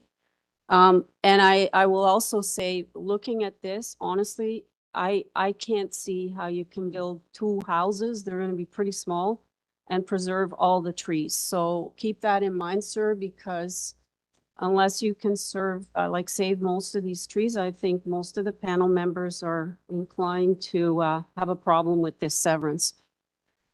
All right, so I need a motion with respect to the deferral. Mr. Howe? Thank you, Madam Chair. I move deferral of this application so that the applicant could address urban forestry concerns. And I would make a comment that I hope the next time, if the applicant does decide to come back, that the urban forestry recommendations wouldn't be a refusal again, so that we don't have to entertain the same thing. Thank you. I will second that motion. All right, I have a motion to defer the application, moved by Mr. Howe, seconded by Ms. McCauley. All in favor? That's carried. And to the applicant, you've heard all the comments made, so I hope you take everything into consideration before you come back here. All right, thanks everybody for coming out. So the application's deferred. All right. Item number 22, 54 Park Street. We have before us minutes from the December 3rd meeting, previous agenda package from that meeting, a draft R plan of survey, public hearing notice, location map, plan of survey and plans, previous decisions affecting the property, an arborist report prepared by Thompson Watson Consulting, tree and site photos, planning rationale from the applicant, as well as presentation materials. We have reports from planning asking for conditions. We have an engineering report with conditions and advisory comments, and forestry is asking for a number of conditions on both the consents and the severed parcels. Metrolinx is also asking for conditions. And we have 11 form letters in support signed by owners on Aylesworth, Park Avenue, and Sharp Street, as well as Van Berg Avenue. And that includes number 56, which is adjacent. All right. Do we? Yep. Probably, yeah, does Colin know we're on to the next one? Anyway, Sarah can handle it until he gets here. Okay, item number 22. Is there anybody in the audience for 54 Park Street? Okay, do we have the agent on the line? I'm not showing any opposition. Committee. Hi. My name is Can you hear me? Yeah, go ahead. My name is Nusrat Jahan. I'm the applicant. Address 3400 Danforth Avenue. Okay, I don't think we need a presentation. Panel members, do you need, or do you have any questions for the applicant? No? Okay, I'm not seeing any questions for you. You're aware of all the reports, correct? The planning conditions, the forestry conditions, Metrolinx conditions, and engineering conditions. Yes, Madam Chair. Okay. Oh, Mr. Khan, you have a question or no? Okay, we're ready to go into committees or anything you want to add that's not in the materials before us. Just a few points. So as we went through urban forestry and the community planning, we had multiple discussions with them back and forth. I want to add that in the last hearing, we had 10 variances on part 1, but this time we have reduced it to 7 variances. On part 2, part 1 had 7, now it is 5, and part 2 had 10, now it is 7. And since the deferral, we have further reduced the length. In the last meeting, it was 17.29, now it's 17.27. And this has resulted in further improvement in the variances that we have on rear yard setback, rear yard balcony setback on part 1, and for part 2, improvement in variances on rear yard setback, rear yard balcony, and deck setback. Yeah, these are the final points I want to make and to add it. Thank you. Okay, thank you. We're in committee, Mr. Stinson. I think as long as, and there's been no information to the contrary, that the applicant agent is going to comply with all the conditions of community planning. And sorry, my apologies. Yeah, I think at this point, there's no problem with this application being approved, so I could move to see it approved. Including? Conditions Okay, from community planning, tree protection, engineering review, Metrolinx. and Metrolinx. Okay, so I have a motion from Mr. Stinson to approve the application, including the community planning conditions, forestry conditions for both the severance and the lots, each of the lots, engineering, and Metrolinx. Do I have a seconder? I'll second the motion. Okay, so that's moved by Mr. Stinson, seconded by Mr. Khan. All in favor? That carries unanimously. Thank you. Okay, next item is item 2338 MARYDON Crescent. We have before us minutes from the July 9th public hearing, as well as the previous agenda package. We have a public hearing notice, location map, plan of survey and plans, previous decisions affecting the property. We have tree and site photos, as well as presentation materials from the applicant. And we have 3 variances before us. And I don't show any opposition. Is there anybody here speaking to 38 MARYDON? You're the agent applicant? That's correct, Madam Chair. Okay. Through the chair, do you wish to deal with these together, 23 and 24? Uh, Since they're the same applicant? Thanks for the reminder. So we're going to deal with item 24 also. You're the same agent for both, correct? That's correct. Okay, it's the same materials before us, so it's 38 and 40 MARYDON Crescent. I just need your name and address for the record, sir. Yaso Somalingam, 880 Ellesmere Road, Suite N234, Scarborough, Ontario. Okay, I don't think we need a presentation. Anybody have any questions? You're ready for, well, is there anything you want to add? We're actually ready No, to it's speak. it's all This presentation is was sent to ready you. go, so there you go. I am ready to recommend approval of the variance applications, sorry, for 38 MARYDON and for number 40 MARYDON. And I don't see any no conditions. No conditions. No. Okay, do I have a seconder for the motion to approve? Thank you, Chair. I'll second that motion. Okay, so the motion for both of these applications is to approve them, moved by Ms. McCauley, seconded by Mr. Stinson. All in favor? That carries unanimously. Thank you, committee. Thank you. Next item, item number 2528 Parkland Road. We have before us minutes from the November 13th public hearing, as well as an agenda package. Public hearing notice, location map, plan of survey and plans, a cover letter from the owners, presentation materials from the agent, planning rationale prepared by Ian Hall Planning Limited, arborist report by Brightleaf.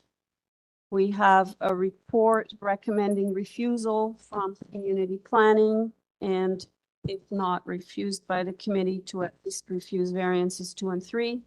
We have a report with forestry conditions 1, 2, and 3, a letter in opposition from the councillor, 23 signature petition in support from residents on Parkland Road, North Drive, Clonmore Drive, and Hunt Club Drive, and correspondence in opposition from number 42 and 44 Clonmore Drive. And we have 4 variances before us. Just give me a second here.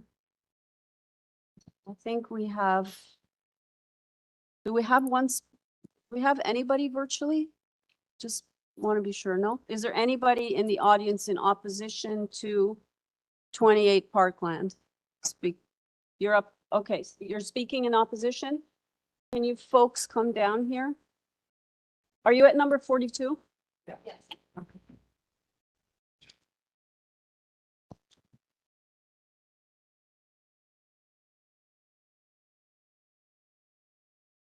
If you can just grab a seat in the front row, and if you can do a brief presentation, you have no more than 5 minutes. Go ahead. I just need your name and address for the record. My name is, good afternoon, members of the committee. My name is James McDonald, and this is my wife, Elizabeth. And this is Will, our architect, and we are the owners of 28 Parkland Road. Thank you for the opportunity to be heard today. Go ahead. Go ahead. Yep, you're good to go. By way of introduction, I'm an occupational therapist. My wife works for the school board as a psychological associate. We have lived in our home for almost 17 years and hope to remain there for the next 50. We have 4 children who all live at home and attend school. We also have 2 aging parents whom we are planning to support so they can age in place with us. I would like to begin by summarizing the issues raised at the initial committee meeting in November 2024, as well as concerns raised by the City of Toronto Planning Department, Councillor Candeval in his letter of objection, and the 2 neighborhood objections from 42 and 44 Clonmore. Variances are not minor. The overall length and depth, potential precedent, negative impacts on neighbors, and the question, why can't the owners build on the existing footprint? The committee directed us to liaise with the city, consult with neighbors, particularly those along Clonmore, and explore alternative options. We've completed all of these requests. Since that meeting, we've emailed the city planning department several times in an effort to engage in dialogue. Unfortunately, no opportunity for discussion was offered. We were advised only to review a project 2 doors down to the west, 24 Parkland Road, as a possible alternative. If you were to replicate that project, it would ironically result in a greater brick massing at the height of 10 meters per the multiplex exemption, a structure closer to the Clonmore Drive property line, and a design that would not meet our family's needs as well. While it may look better on paper and by the numbers, it would not be a better outcome in practice for us and in particular our neighbors. We therefore surmised that a deeper and clearer explanation of the current build was the way forward. Regarding whether the variances are minor, I would refer the committee to Appendix 4 of our pre-submission. I would ask that you step back from the outsized length and depth numbers for a moment and consider that we are proposing is largely a reorganization of what already exists. In visual terms, where the existing house is green and the proposed footprint is red, we propose relocating our existing 2-story coach house to the front of the lot where the main house currently begins. When we slide the existing house footprint back and center it on the lot, of note, the East Clonmore wall is only 19 inches longer than what exists currently. If we stop there, the proposal would match existing length conditions of 19 meters. Depth, while unchanged from the current proposal, should be noted that it's actually 6 feet less deep than what exists now. Our request beyond this reshuffling is to add 44 square meters to the footprint in order to attach the garage to the house. This is being done for accessibility, safety, and practicality, particularly to support aging in place for our mothers and for ourselves once we get to that point. We respectfully submit that a 44 square meter addition constitutes a minor variance in this context. We also note a very similar project at 52 Blantyre Avenue, approved on a smaller lot with a 200-foot depth. That project addresses the same 3 key concerns: minor variance, length, and depth, with almost identical length and depth numbers. Like our property, it involves existing structures on an attached front garage that extends the length. We believe this constitutes a clear and relevant precedent. This is included in our pre-submission package on page 2 and the notice of decision appendix 2. We would also like to reference the Toronto Housing Charter, which affirms the right to safe, accessible, and appropriate housing. Our proposal aligns with the city's official plan and its goals, such as the expanding housing options in neighborhoods initiative, aging in place, intensification, affordability, and providing varied housing forms. Attaching our garage to our home and modestly expanding the footprint supports these goals while allowing our family to remain in our community long term. Given the above, we respectfully submit that granting these 4 minor variances would enable a viable, family-oriented, and context-appropriate housing solution in a neighborhood that offers very few varied housing options. Finally, I would like to address a few key points of inconsistency or misinformation. There has been concern about a continuous brick wall or excessive massing along the Clonmore property line. 42 Clonmore's objection inaccurately claims the proposed build will span the fence lines of 38, 40, 42, 44, and 46 Clonmore Drive. In reality, this brick wall already exists. The length remains virtually unchanged. It continues to span the fence line of 3 properties, now just different properties, and it currently sits closer to the Clonmore properties than our proposed build. Our proposed build will therefore result in less sun and shade impact than what is existing and what alternatives may provide to our neighbors on Clonmore Drive. There has also been suggestions that this is an overbuild. The building does not conform to the neighborhood, etc. We have 25 signatures from our direct neighborhood, including support from 6 of the 8 houses on Clonmore. We are within the height bylaw and have built on less than 33% of our lot, 29.5 to be exact. No setback variances requested, front, back, or either side. In direct contrast, 38 Clonmore, which shares property line with us, has a 51% of its lot built on. Building height is 9.85 meters and 9 other variances. We therefore respectfully disagree. Please see Appendix 1 for relevant notice decisions. In the submission, 42 Clonmore claims that there are no windows on the east side of our existing Sir, house. you're over your 5 minutes. Okay, I got Can you 3 wrap? paragraphs. No. Nope. Can you wrap up? Okay, yeah, everything is actually in our pre-submission. I was just reviewing it. I would love to entertain some questions if the Well, committee has. my question is, you were granted a deferral and no changes were made since you were last here. So why are you back again? When all the concerns were heard, I believe Mr. Hudson agreed to the deferral at the time. And that was to discuss community planning and neighborhood concerns. So did you meet with the neighbors? One, and I mean, in the planning report, it states you haven't made any changes. So I'm just curious why? Why did we have a deferral? Thank you for the question, and it's a very fair question. We felt that in the initial, so first of all, we had a representative, what didn't have to be Mr. Hudson, but it doesn't matter. It was a gentleman by the name of Mr. Palumbo. He was a planner, I believe. I didn't have the opportunity to speak, and there were some issues that came up that Mr. Palumbo, being a representative, wasn't able to answer. And so we don't feel the full information was conveyed. Secondly, there was some misinformation that was given. And I believe the panel or the committee, I'm sorry, in their decision leaned on some of that misinformation. And I didn't think that it was, I guess, a fair process, or I think there was I think it was just more of a miscommunication. And thirdly, we did communicate with the city. The city asked us to, when we asked, what they considered minor and what their recommendation was, they said, well, look at the property 2 doors down from you, 24 Parkland. 24 Parkland has a property that is definitely oversized, still much smaller than ours. I believe their length is 180. Don't quote me, 180 feet. Don't quote me on that. Ours is 250 feet. And they built a property that was 21.94 meters in length and 22.59 meters in depth. They built on their existing footprint and just extended. They had an FSI of 0.47. So if we were to take that advice and build on our existing footprint, if you can bring up the site plan, perhaps. As you can see, our neighbors that are complaining would actually be more impacted. As the plan stands right now, so as my house sits right now, it's 3 feet from the lot line.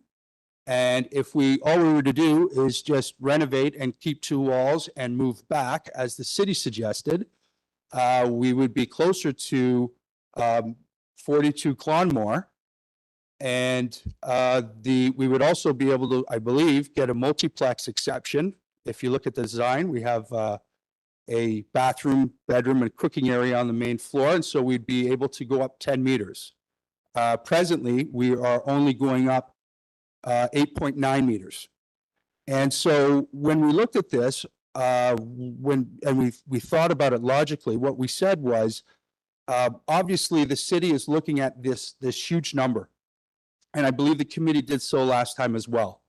And this prejudiced them. And so without looking at the plan and the effects on people and what's kind of being said, they said, hey, let's, just do that. And you can get that approved. And that's minor. And although it looks better on paper and the numbers seem to jive a little bit better, I think in practical circumstance, it actually is more impactful on our neighbors, which is not our intent. It does not fit in as well with our neighborhood, which is not our intent. I know when Will was designing this home, he had, I think he was in line with the Toronto architect goal of balance and proportion. So this house is now more centered on the lot. And this, I think, will give the neighbors some reprieve from shading and light, which they have indicated is an issue. And that are some of the reasons why we deferred. The other reason, if I could bring you to Appendix 4,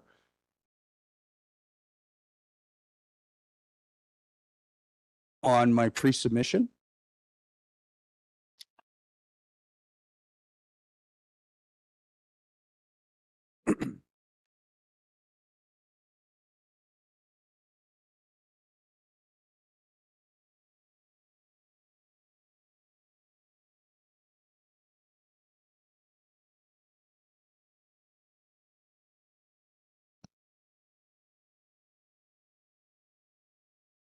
While he's looking for Appendix 4, I'd also like to say that there were actually 2 builds that have occurred since we were asked to 2 approvals, I should say, that have come about since we were deferred. And we believe, again, that has a significant impact on some of the reasoning that the committee had, namely 52 Blantyre, which was determined to be minor and has almost identical length and depth variance requests and subsequent approvals that we did. And if we can go to Appendix 4 of that same document, please.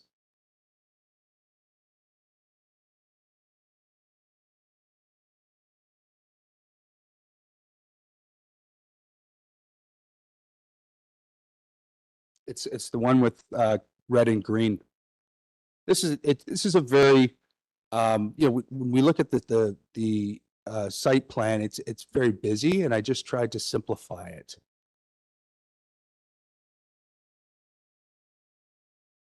Through the chair, what's it called? What's the name of it?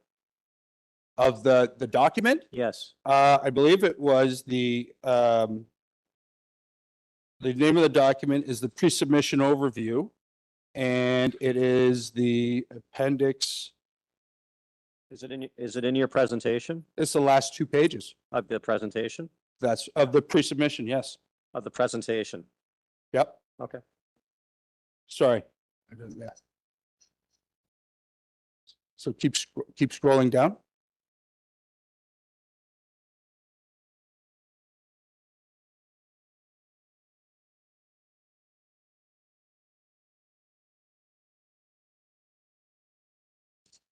Sorry. These are the.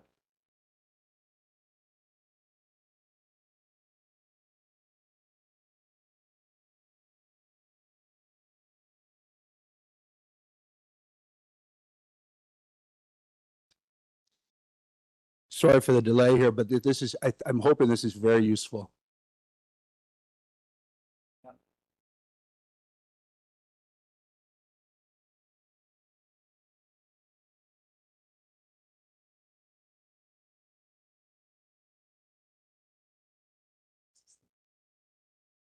I think you might. I honestly think we're getting a bit lost here. I was just asking the deferral. So did you have any intention of making any changes when you were granted the deferral? Because that was the whole point, right?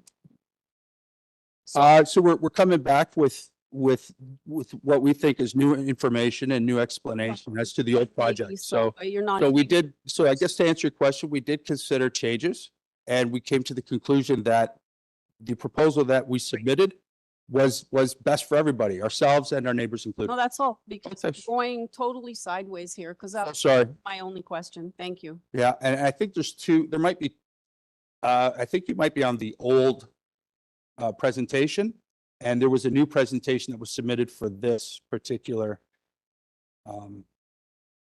meeting.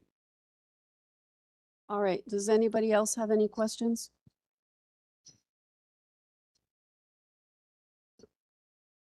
Mr. Khan, do you have any questions? Are you okay? All right, in that case, then, I think we're ready to go into committee, or, yeah?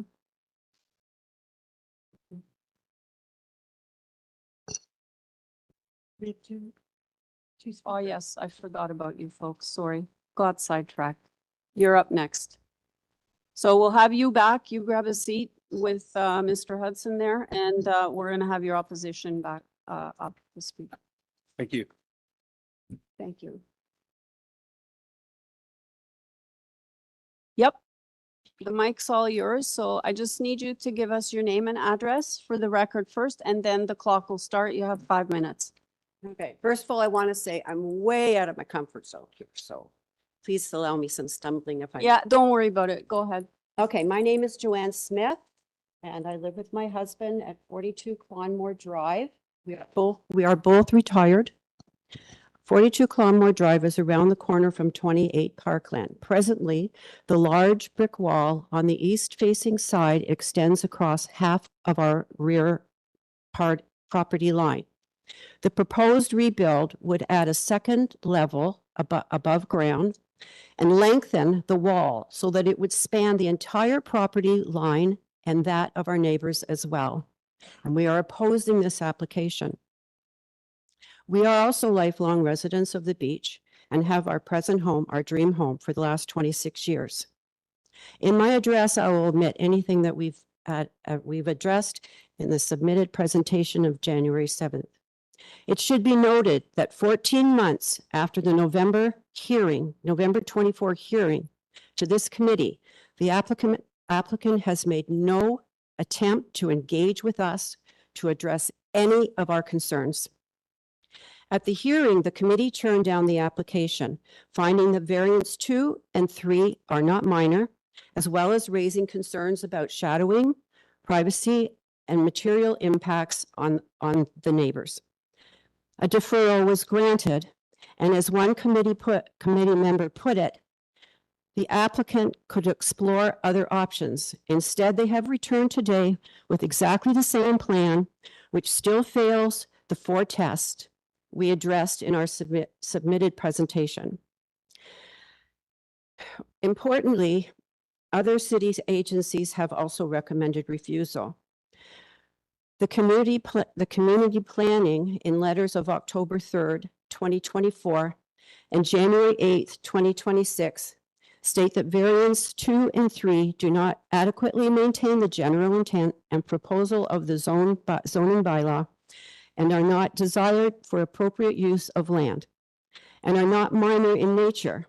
Plus, they note that the submitted application has not proposed any revisions to address staff's concerns.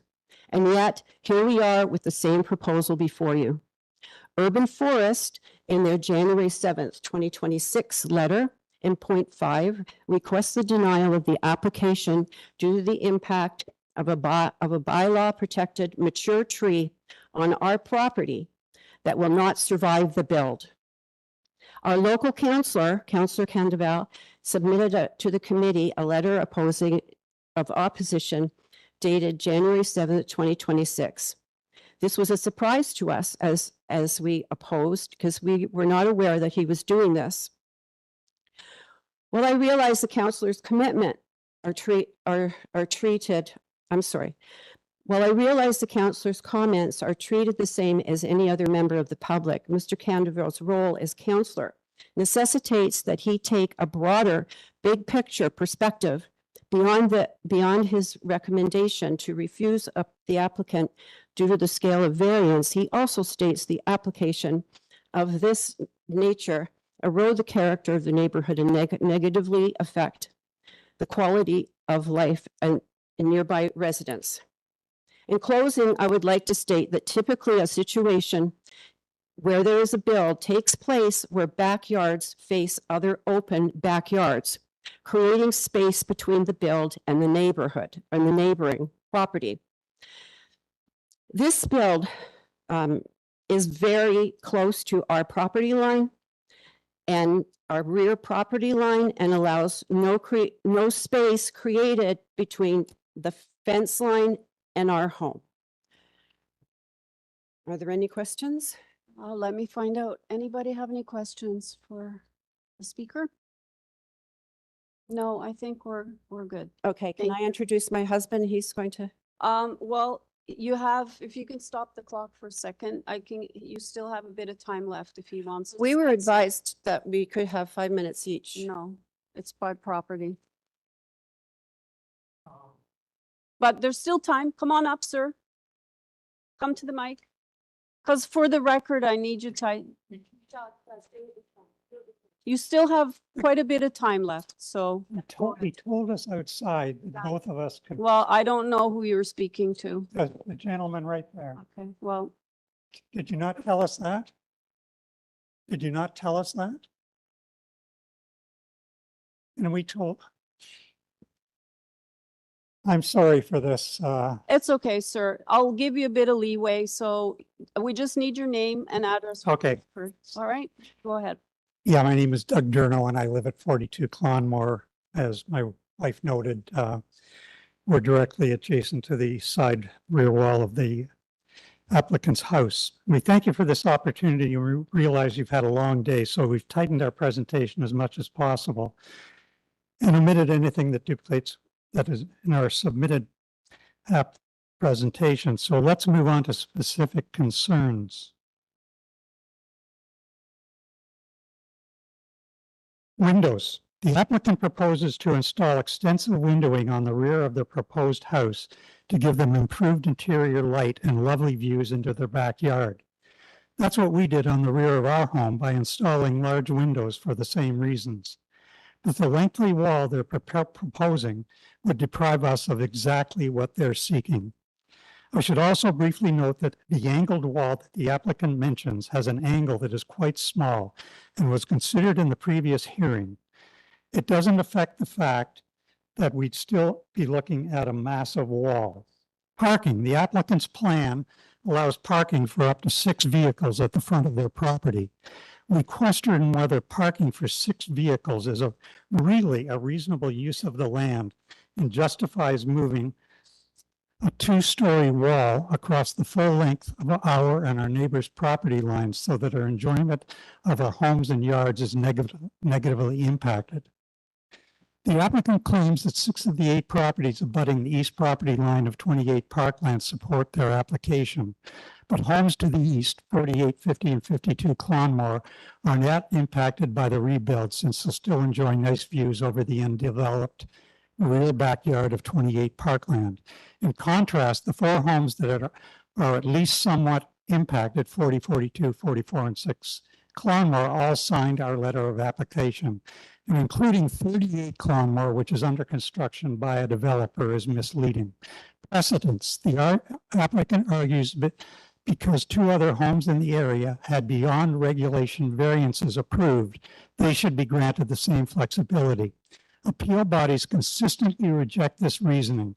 The Planning Act is clear. Each variance must satisfy the 4 tests on its own merits. Yet they suggest 38 Clonmore and 52 Blantyre are precedents that would allow the applicants to have quite large deviations. But variances are not approved by comparison or quantity. They are assessed on individual merit and neighborhood impacts.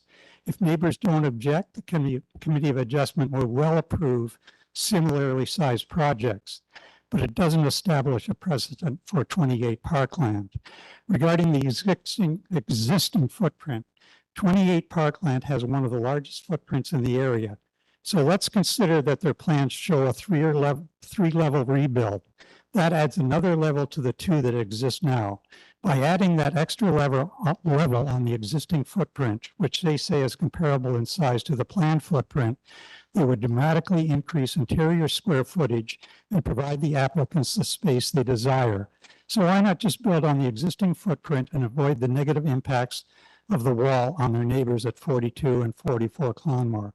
I'd like to also note that the chair at the previous hearing had issues with variance 1. In closing, we submit that this application fails all 4 tests, creates significant negative impacts on neighboring properties, and has been recommended for refusal by relevant city agencies. We respectfully ask the committee to refuse the application. Thank you. Sir, don't go away. Mr. Stinson has a question for you. Yeah. You would like to talk? Thank you, Chair. You'd like to talk, so I'll give you an opportunity to answer a question, okay? Sure. Are you aware that the gentleman that spoke before you, the owner of this home, has a petition of support with 36 signatures? I am aware of that. I'm sorry. I am aware of that. And most of the homes he has included on that list have no experience of what we see in our backyard. They will see the front of the house and it might look very attractive and nice. They've gone all over the neighborhood getting people to sign, but these people do not have the view that we have, and they would never will. I won't dispute what your view is. I will say that they're all equal stakeholders though. So just be aware that we give it equal weight, everybody's opinion here, not just the back neighbors. Okay. Also, with respect to, this is a significant build and application. In your neighborhood, do you have other homes that have been revised and added to? Many. Many. Okay, I think your honesty I'm is sorry, appreciated. maybe I don't understand your question. Well, do you have any homes that have had alterations done to them? We've had tear downs and rebuilds. Yeah. That- Not on fence lines. Fair enough. Okay, so this isn't new to the neighborhood though, people expanding or developing their properties. I have to establish that, sir, just for my clarity in making a decision. Thank you. I guess, can I just ask you further to that? Are you aware of any variances that have asked for this kind of a length variance, that they go that far into the backyard? Or are most of the renovations not like without that kind of a length variance? Yeah, I'm just trying to think. I am not aware of any, no. Okay, thanks. All right, if I can have, yes, you're good to go. Mr. McDonald, is it? Yeah, you're back up.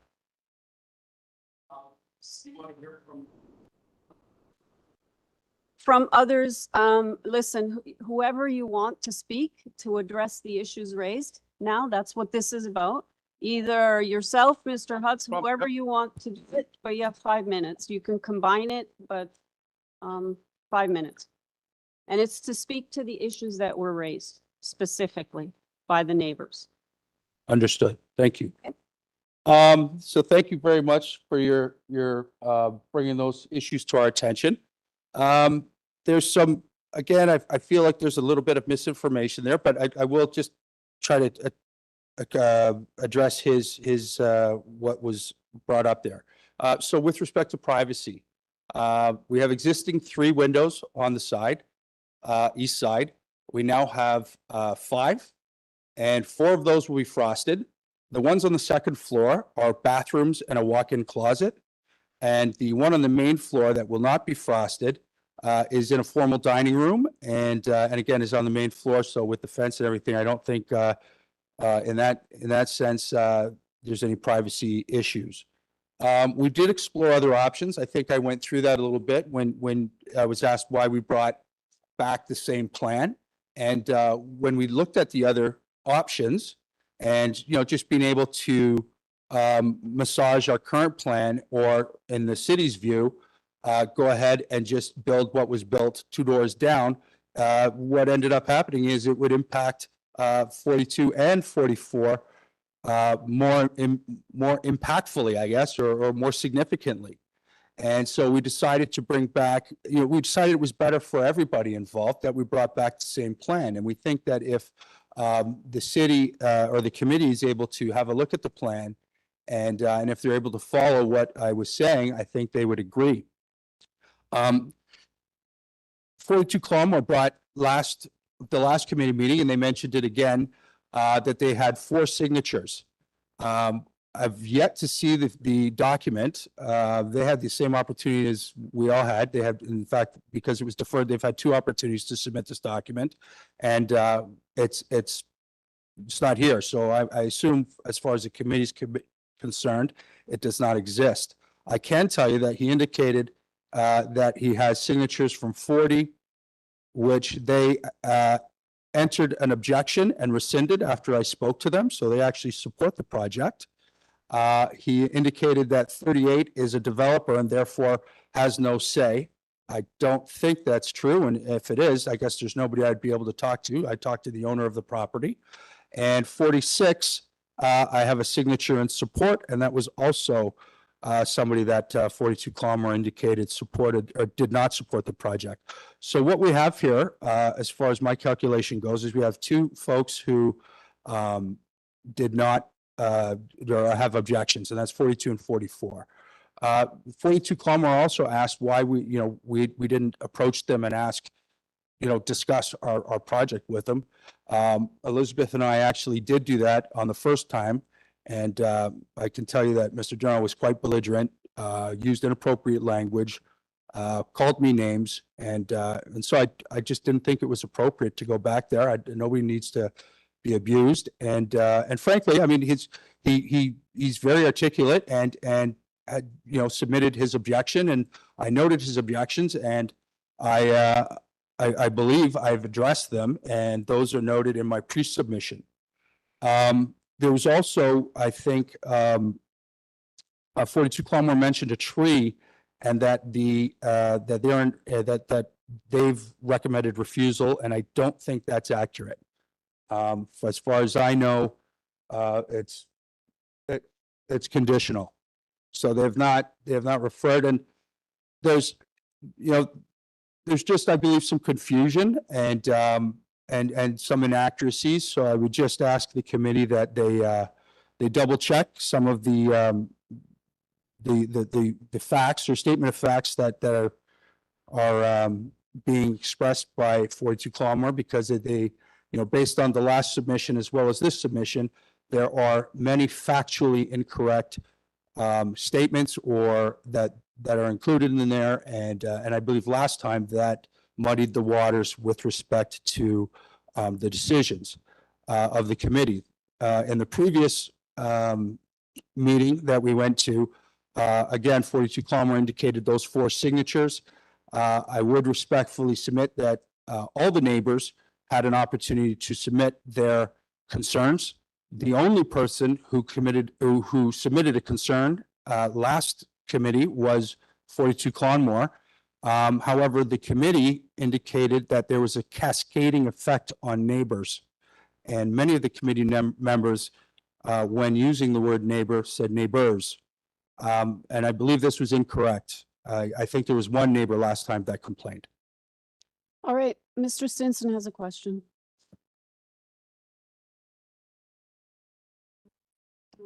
Thank you, Chair. Thank you, sir. It may surprise you that I was not here November 13th, 2024. So I'm fresh ears and eyes. I know.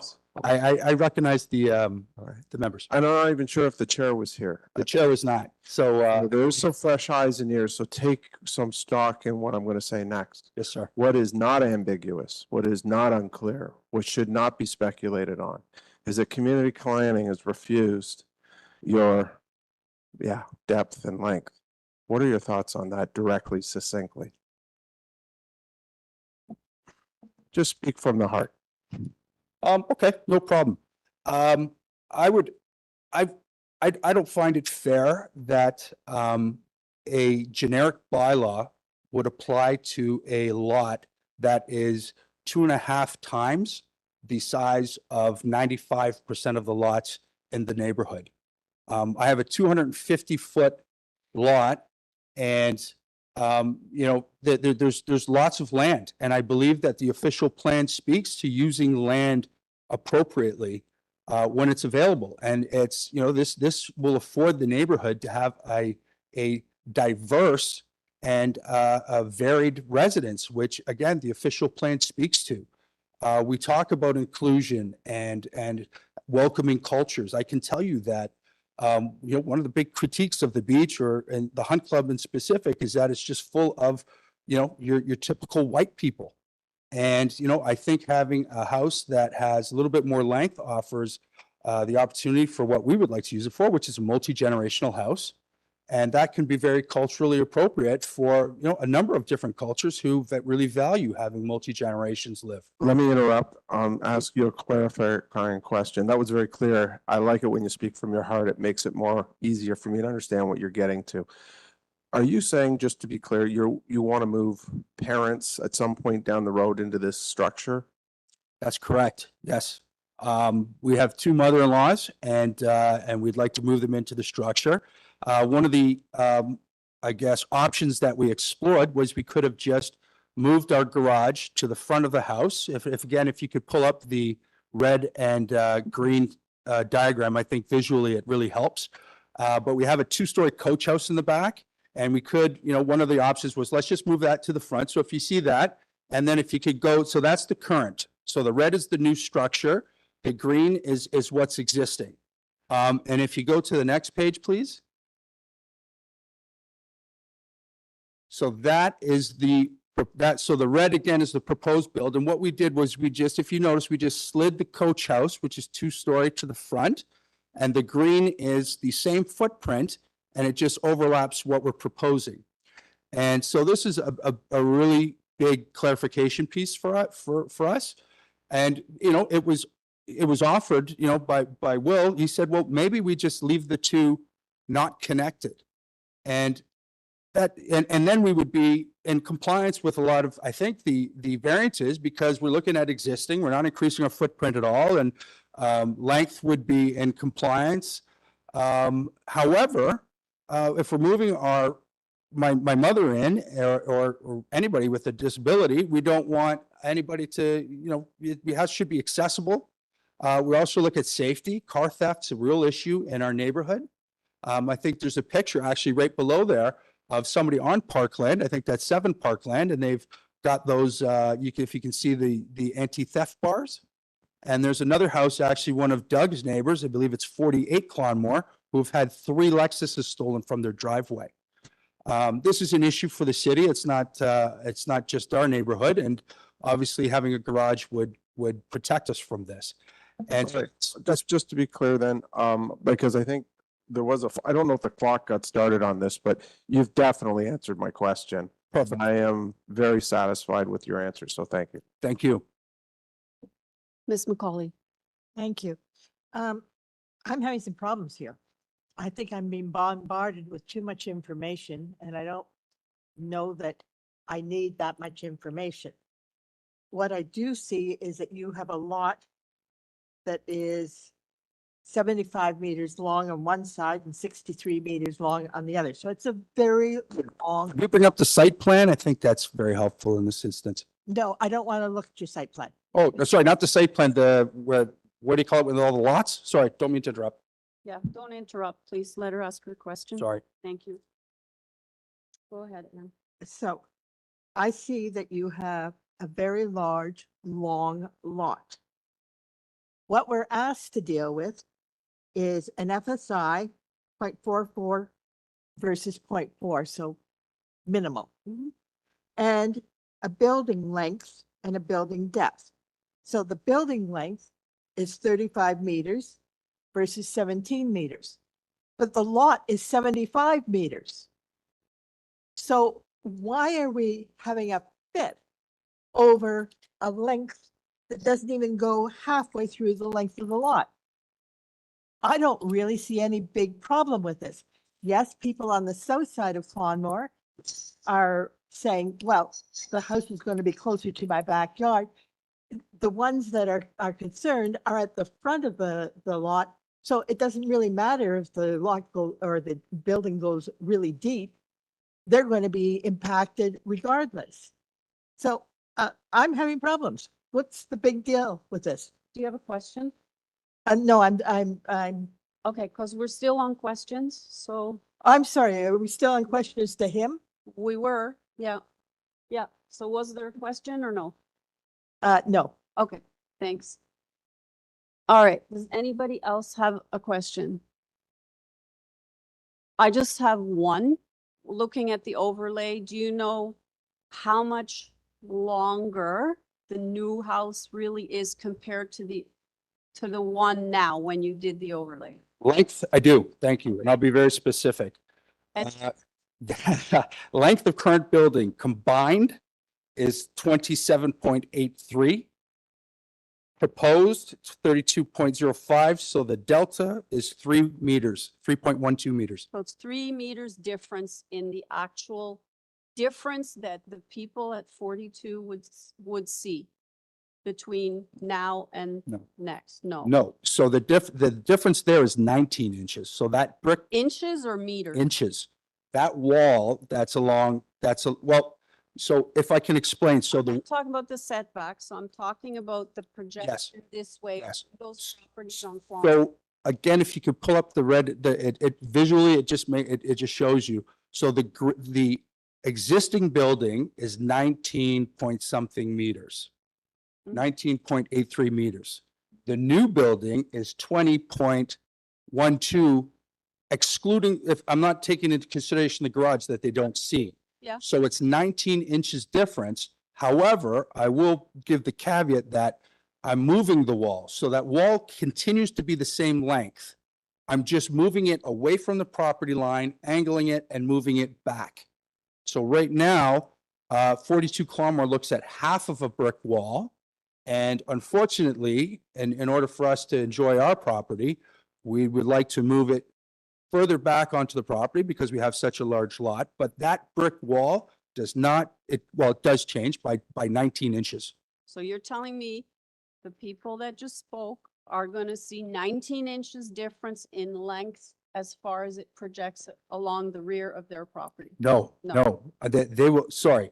If we can, I thought you were asking. No, what I'm asking is how much longer actually will they see a projection? Because you did that overlay whole thing and it looks like there's minimal difference. So I'm trying to get at, if they're visually standing in their backyard, Fair. how So- much more of a wall are they going to see? Fair. So they will see the new wall that they see will cover their entire, will absolutely cover their entire yard. Okay.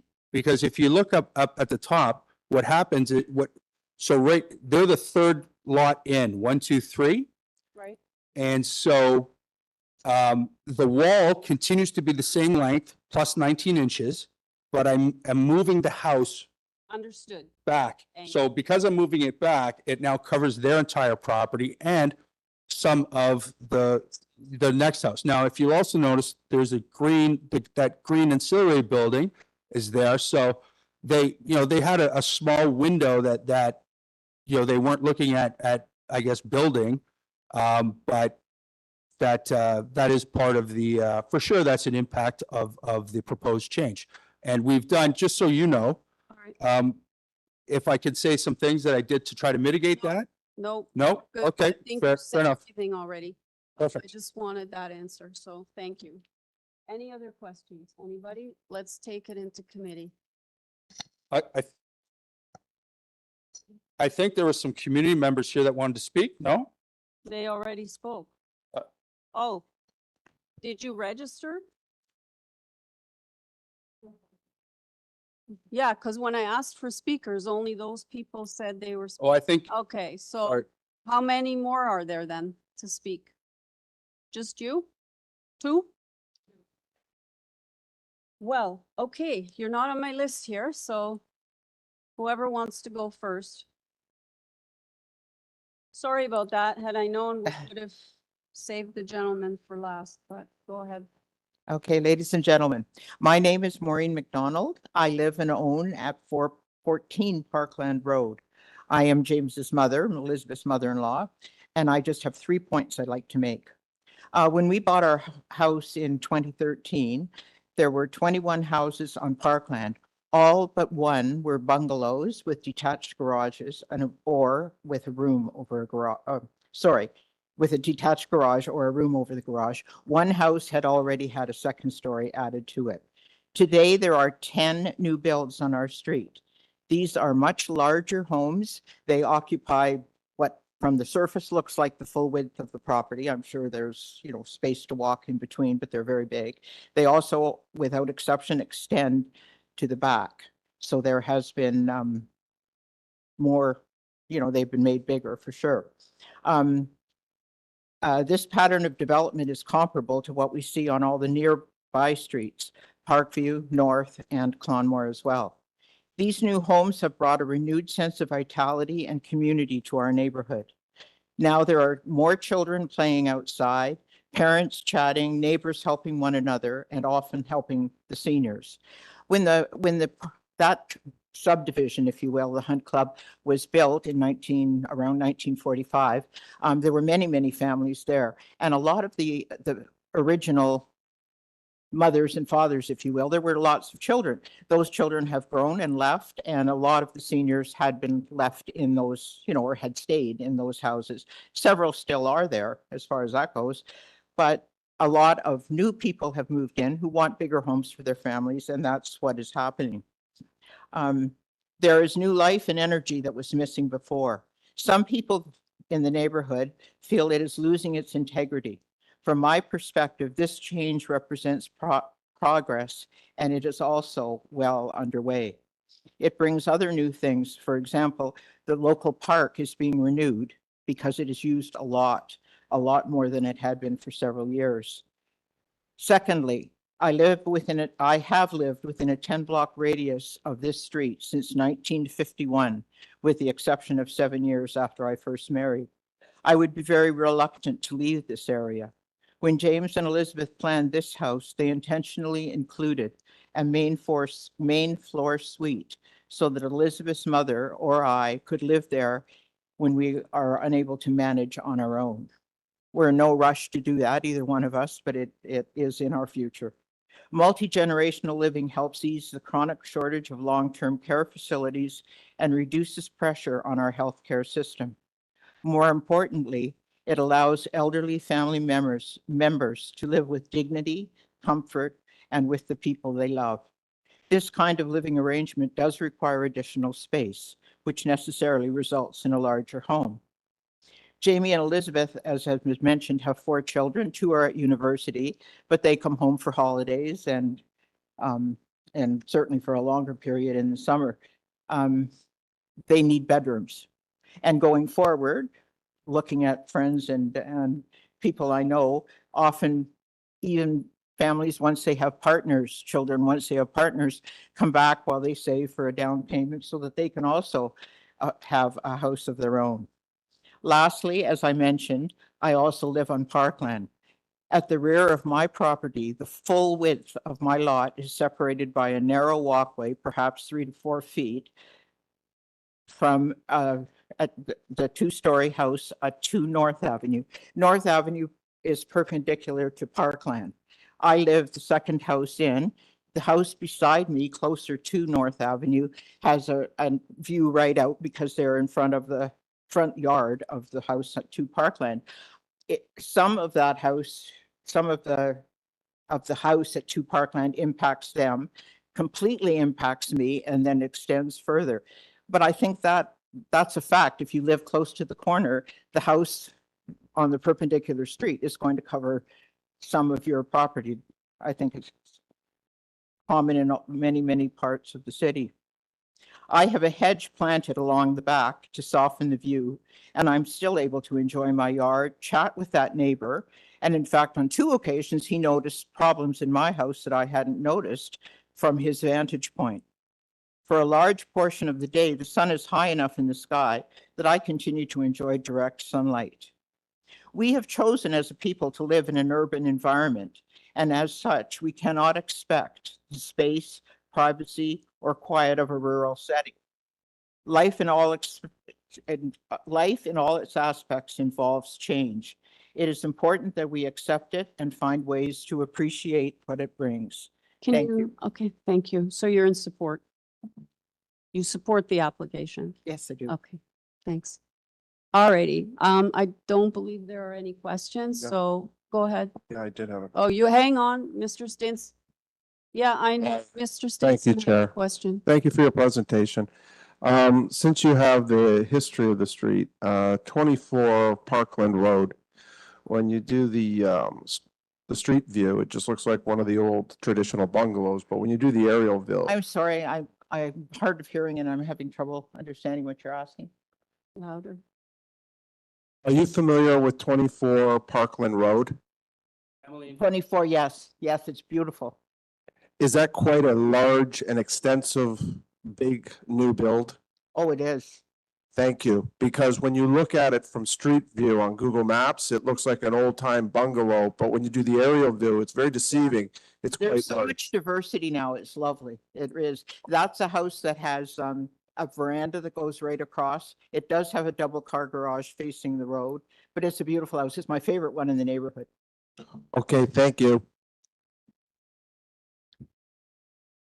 All right, are you speaking in support? Yes, I'm speaking on behalf. Can you hear me? Maybe, can you pull the mic down more? Yeah. Sorry. My name is Margaret Harrington. I'm here in support of the McDonald family and their. Can't hear you. I'm here in support of the McDonald family and their endeavor. Sorry, what's your address again? I live at 21 Parkland. Thank you. I've lived on Parkland for more than 25 years across the street. I'm in one of those original bungalows and just a few doors west of the property in question. I can see their house from my front window. I was away when Mr. McDonald was getting signatures on his behalf. So I decided to come today and speak since I'm not on that list. Parkland Road has evolved over the years, as Maureen mentioned, with small bungalows giving way to larger two-story homes. I see this home in question as a definite improvement for the neighborhood and feel that we should not get bogged down with minor variances and look at some of the positive effects. My reasoning, and I think it might be similar for other people on the street, any improvements on the street can only help to maintain the value of my property and keep this as a desired neighborhood for when my time comes to sell. Secondly, it's a nice house with curb appeal, well-designed, appropriate for the street. It is a big house, but the very large lot can accommodate it and still have green space, compared to the new corner house being constructed next door, which has very little green space. Their house, as mentioned by someone else, has garage and parking to accommodate several cars. I don't think it's unreasonable. They have adult children. They have maybe mother-in-laws living there, so there may be need for more parking. And I'm glad to see the cars off the street. So the more parking they have, the better. Not easy to park in the neighborhood. Next, I would like to speak about the integrity of this family. I've known them for years, and since they've lived on this street, the McDonalds have been here several years and have a reputation as good neighbors. So we know who will be living there. They maintain their property.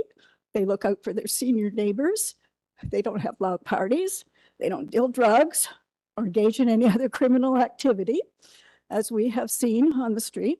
On the other hand, they could choose to sell to a developer, and then we would probably see an empty house, neglected for a couple of years, possibly rented to someone not as to our liking, as seen in the previous situations on the street, until the developer decides to build and sell. Times are changing, family needs are changing, and so are neighborhoods.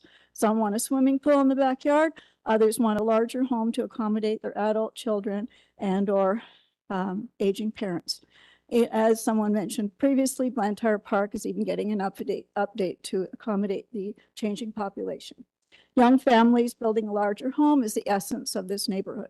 From my personal experience, I have a similar to the person speaking from number 42 on Clonmore. I have the adjacent street of Parkview Heights, and they have a long backyard that passes about 5 houses on Parkland, number 17, number 19, number 21, where I am, 23, 25. That house is it's an original footprint, has a brick wall very close to our lot line. My neighbors to the west face that wall. I face their swimming pool. They recently added a second story, which makes that wall higher. Initially, I was concerned it would decrease sunlight in my yard, but I haven't noticed any difference, and neither did my tomato plants. If I had a choice as a senior who enjoys peace and quiet, I would rather choose the brick wall over the swimming pool. However, that's life. It could be a lot worse than kids making noise in a swimming pool.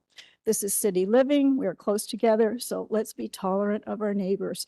So I say, let's not worry about small variants and continue to make this a respectable and desired neighborhood by allowing this family to build their beautiful home here. Thank you. Thank you very much. Any questions, panel members? All right. Thank you, sir. So we're going to go into committee because you've already spoken to the opposition's concerns. So, Mr. Stinson. Yeah, it can't keep me quiet, Chair. Thank you for the opportunity to speak first.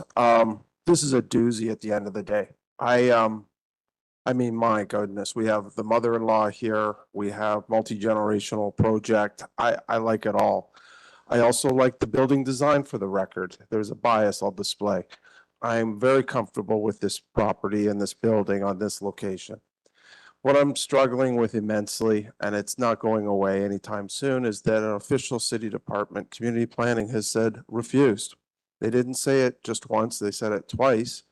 And unfortunately, the gentleman is before the committee again. He spoke very well. I want to put that on the record. And there is no changes. And it's not so much a miscommunication when the city department that I rely on heavily for their expertise has said, no, this just isn't right for the reasons that they're citing. So at this moment, I am not leaning towards approving the application, but I must admit it's an internal struggle. So there you have it. Okay. Anyone else have any comments? Ms. McCauley? I'm going to make my comments. I thought we are in committee now. You're good to go. So my comments that I put before are almost the same. This is a very long lot. He is proposing a very long building. But I don't think the building, building length is 35 meters and the lot length is 75 meters. It still is less, well, I'm not going to do the math, but 35 meters to 75 meters means that you have a large part of that lot is open and only a small part of it is built upon. It is an unusual lot. It does have impact because he's proposing to build at the front of the lot, which is what we would normally expect. And so that does have some impact on the houses on Clonmore. But I think regardless of what he builds, it will have an impact on Clonmore. So I look at this, community planning staff have recommended refusal. I'm not in agreement with a refusal. Okay. Anyone else? Any comments? Mr. Howe? Thank you, Chair. I'll make a comment. I also rely heavily on community planning's recommendations. I appreciate this is a big lot, but you know, on the face of it, I agree that it's not minor. The depth and length being requested is not minor. And we heard from the oppositions, they live at 42 and 44 Bowmore Street, which is where the building will be located, and it will block their sunlights and privacies. And I agree that's a significant impact. So I'm leaning towards refusal as well in light of those considerations. Did you want to say something? Go ahead, Mr. Khan. Thank you, Madam Chair. Madam Chair, I was looking on these 4 variances, and I still am struggling that FSI is 0.44 lot area and requirement is 0.4 lot area, which is not bad. But length 32 is not 35, it is 32.05 and 17 is allowed. Depth is 32, 62, 19 allowed. Between FSI and these lengths, one has to decide. It's very critical. For 0.44 is not much, is acceptable, is desirable, is fine. But length 32 and D32 having a bigger lot, that has gone beyond the allowable according to the zoning. And that is where I am stuck. And I take the recommendations of the staff that it is not a desirable development.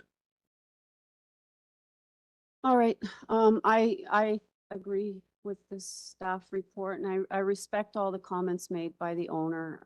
Presentation was good and yes, the lot is deep, but you know, on your lot and the next person's gonna turn around and say, yeah, well, you gave them almost double the length, so why not here?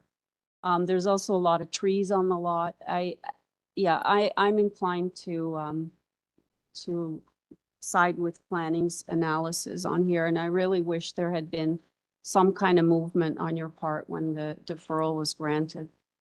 I heard all your comments and I respect what you said, but I do believe, I'm going to struggle to support this application. Chair, supplementary to everything said, I do hope wherever this vote lies, if it's a matter of the owner coming back down the road with a new application, I encourage him to do that. But yeah, I'm, you know where I stand then after I've heard from the rest of the committee. Thank you. Okay, I'm going to need a motion from somebody. Thank you, Chair. Sorry, I just crunched a cough drop. In light of all that's been said and the presentations that were excellent, I am not going to, I'm going to put forth a motion to not approve this application based on also the refusal recommendation by community planning due to length and depth. All right, do I have a second there? I will second the motion. Okay, I have a motion to refuse the application moved by Mr. Stinson, seconded by Mr. Khan. All in favor? And Ms. McCauley dissents? Okay, Ms. McCauley dissents, so I'm sorry, the application has been refused.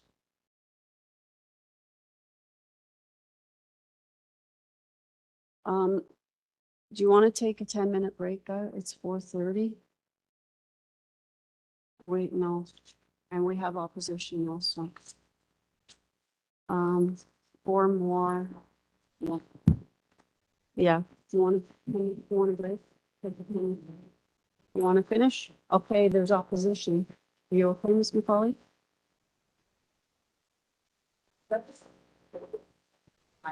Okay, 5 minutes. All right. We'll be back at 4:35. Is that okay?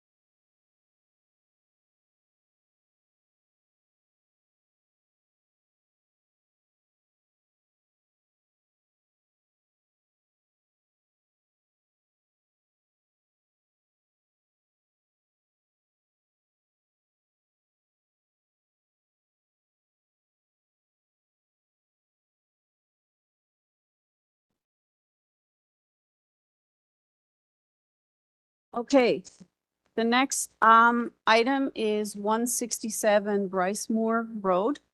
We have before us minutes from the Feb 12th meeting, previous agenda package from the same meeting, a public hearing notice, location map, plan of survey and plans, cover letter from Curtis von Keulen, and we have tree and site photos. We have a report, forestry is asking for conditions 2 and 3, and opposition from 171 and 162 BRYCEMOOR.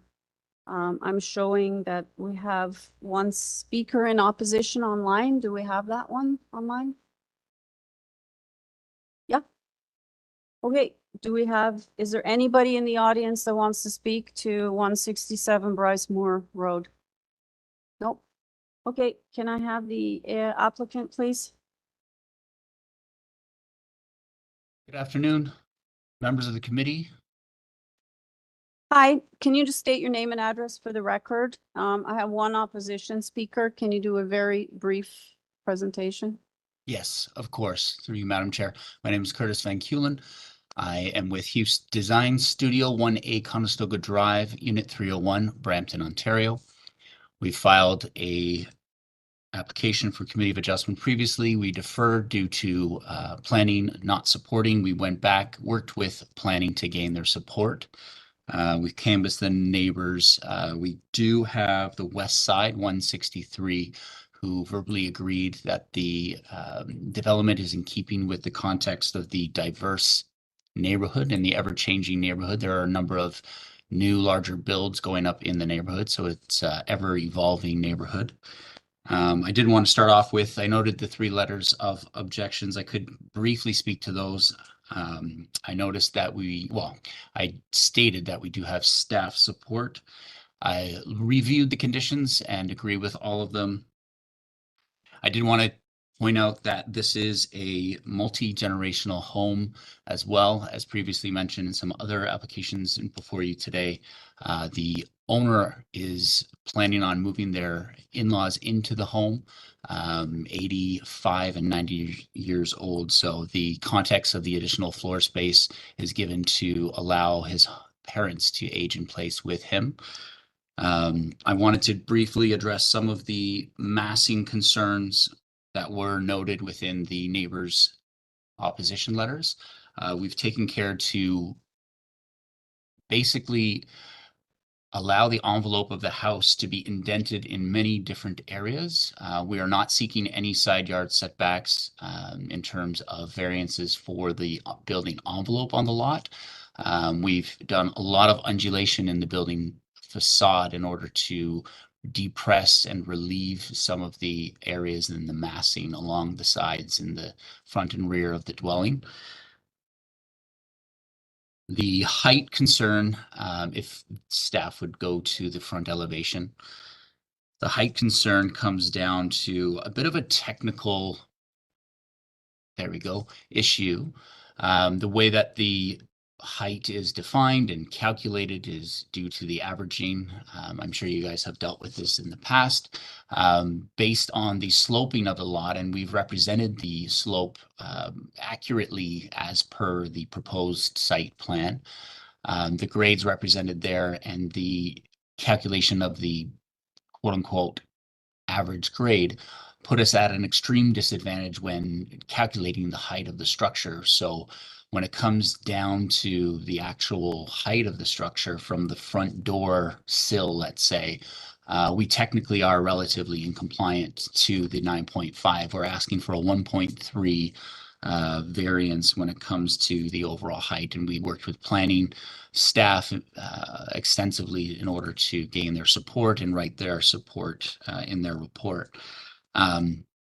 The compounding of number 3 is the main wall height down the sides of the structure, and again referencing that same average grade, and in that regard we're 0.91 meters above what is allowable. So again, both of those we feel are minor in nature. The last one would be the front steps. The front steps again, slightly larger than what is required. We do feel that this is a minor in nature. However, we could, if plan, if the committee is amenable, we could eliminate that variance and shrink the width of the front steps in order to not have too many variances in front of you today. Again, going back to the FSI, we understand that we are proposing a bit of a larger FSI, but again, as mentioned, we're looking for an in-law suite, multi-generational home. So with that, we do feel that it is appropriate for the neighborhood and it meets the 4 tests subject to 5124 of the Planning Act. And to that, I submit it back to you for questions. Thank you. Thank you. I think you have a question and then we'll go to the opposition. Okay, Mr. Khan has a question. You want to wait after? Okay, we're going to go to the opposition and then we'll have you back. And if we have any questions, we'll ask you those also. All right. Staff, do you have the opposition on the line?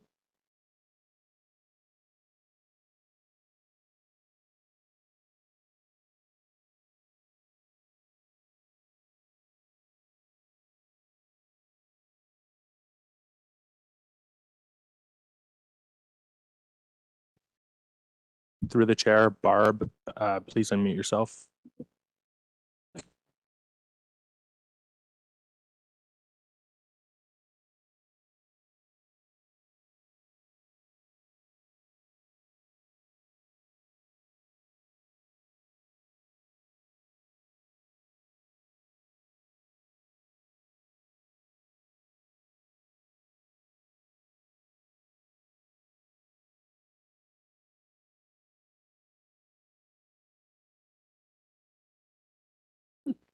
Yeah.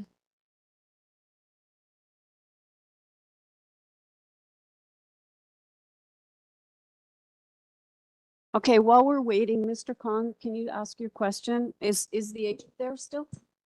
Yep. While you're trying to get Barb, then we'll just ask, Mr. Khan can ask his question.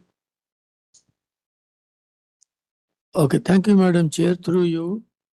I just simply wanted to know FSI percentage. You have given floor area in meter, which is fine. What is the percentage? Yes, through you, Madam Chair, the percentage of the FSI would equate to approximately 58%. 0.58? It would be 0.58, correct. Thank you, sir. What is Most welcome. required? The maximum allowable is 0.4. 0.4. Thank you, sir. You're welcome, sir. Still trying? Yeah.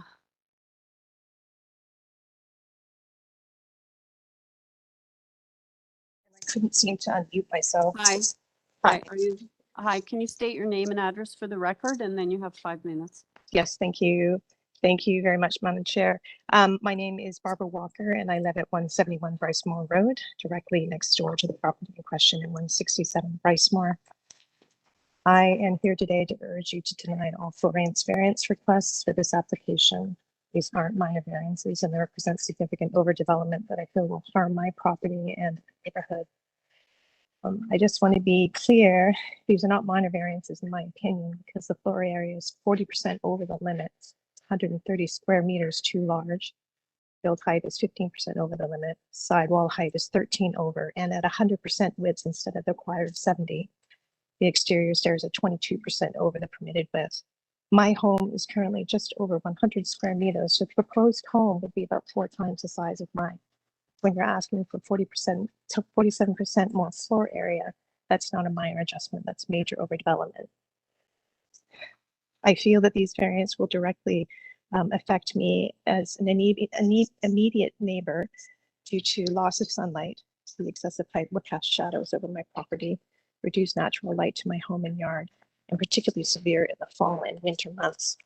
I will lose privacy due to the increased height, direct sight lines into my private space. Upper floors will overlook into my backyard and destroys the privacy that I currently enjoy. There's oppressive massing where the full height of the walls at 100% width will create a wall effect. My home will feel boxed in and dominated. And this is exactly what the bylaw was designed to prevent. The property value of an oversized and out of character structure may reduce the property value of my home. Buyers value appropriate scale and neighborhood consistency. Of the 4 tests, I believe they all fail based on the Planning Act requirements. Test 1, official plan. The official plan calls for respecting established neighborhood character. This overall structure contradicts gentle density policies that are set by the city. It will stand out as completely incongruous to the surrounding community. Test 2, the zoning bylaw intent. The bylaw sets these limits for a reason to prevent exactly this type of overdevelopment. These variances undermine the entire purpose of the zoning regulations. Test 3, desirable development. A lot can accommodate a substantial style home within the existing rules. 279 square meters is plenty of space for a family home.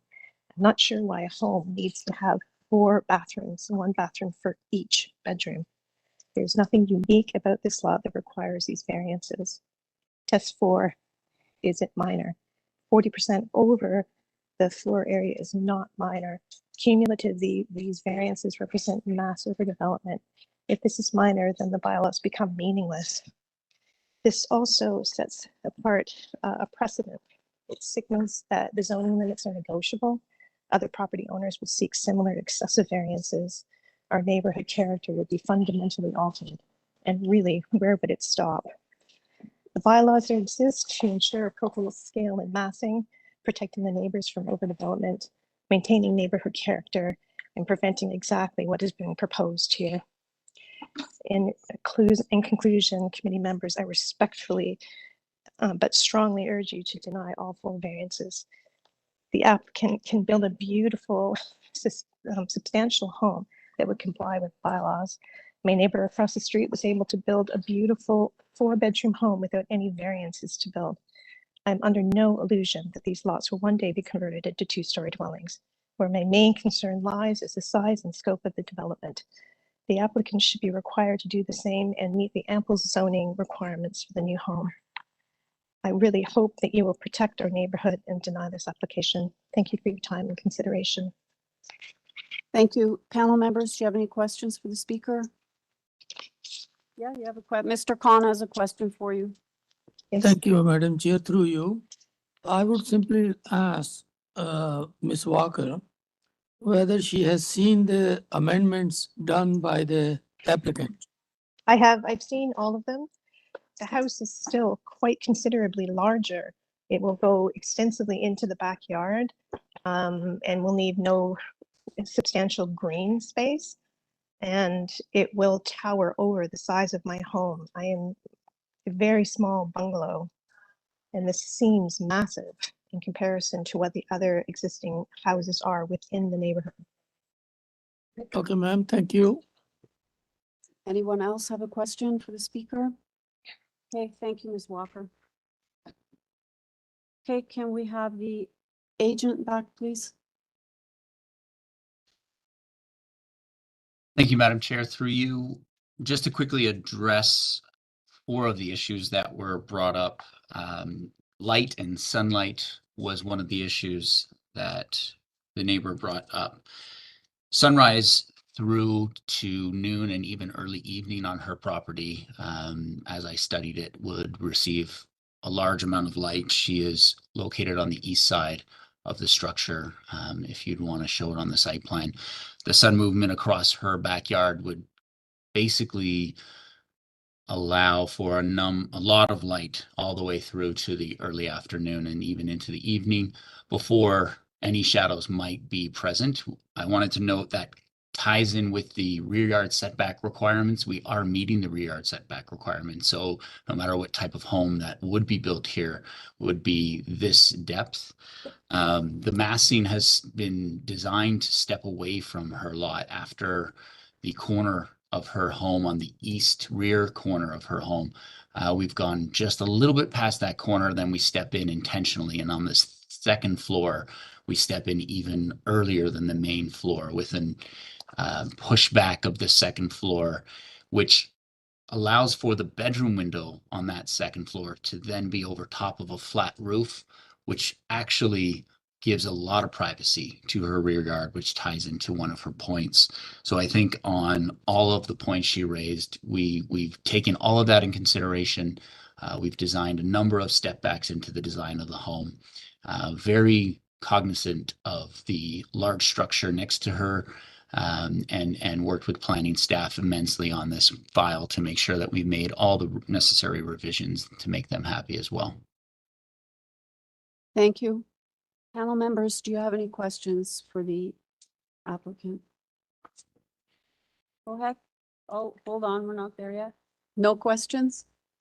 All right, we're in committee for a decision. Mr. Khan, go ahead. Thank you, Madam Chair. After looking all these four variation in front of us and listening to the agent as well as opposition, appreciate their comments. They are all fine, but I agree that this amendments number 1 and number 2 and number 3 have convinced me that I should move this application for approval with forestry conditions. Go ahead. Thank you, Chair. I'll second the motion. All right, I have a motion to approve the application moved by Mr. Khan, seconded by Mr. Stinson, including forestry conditions 1 and 2. All in favor? Okay, that carries unanimously. Thank you.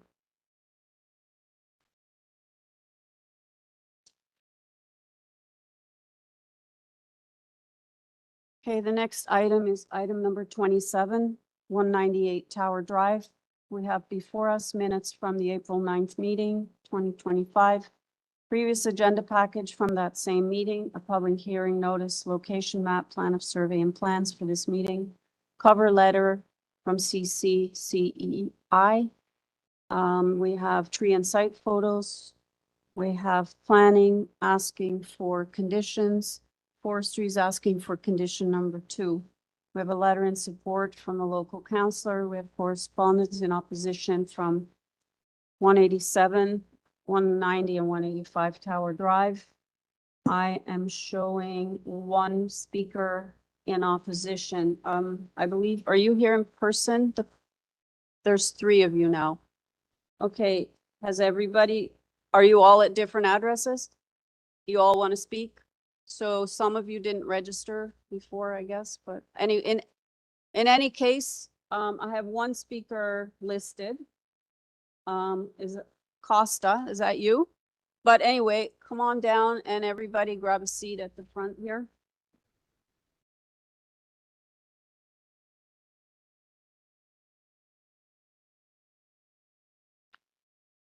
Sorry? Okay, well, I only have one speaker on my list, so I really don't know.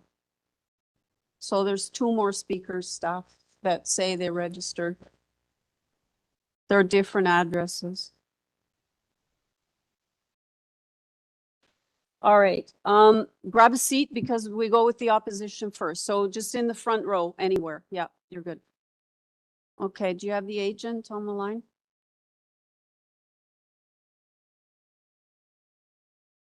Hi, my name is Safa Al-Hamadani from CCI.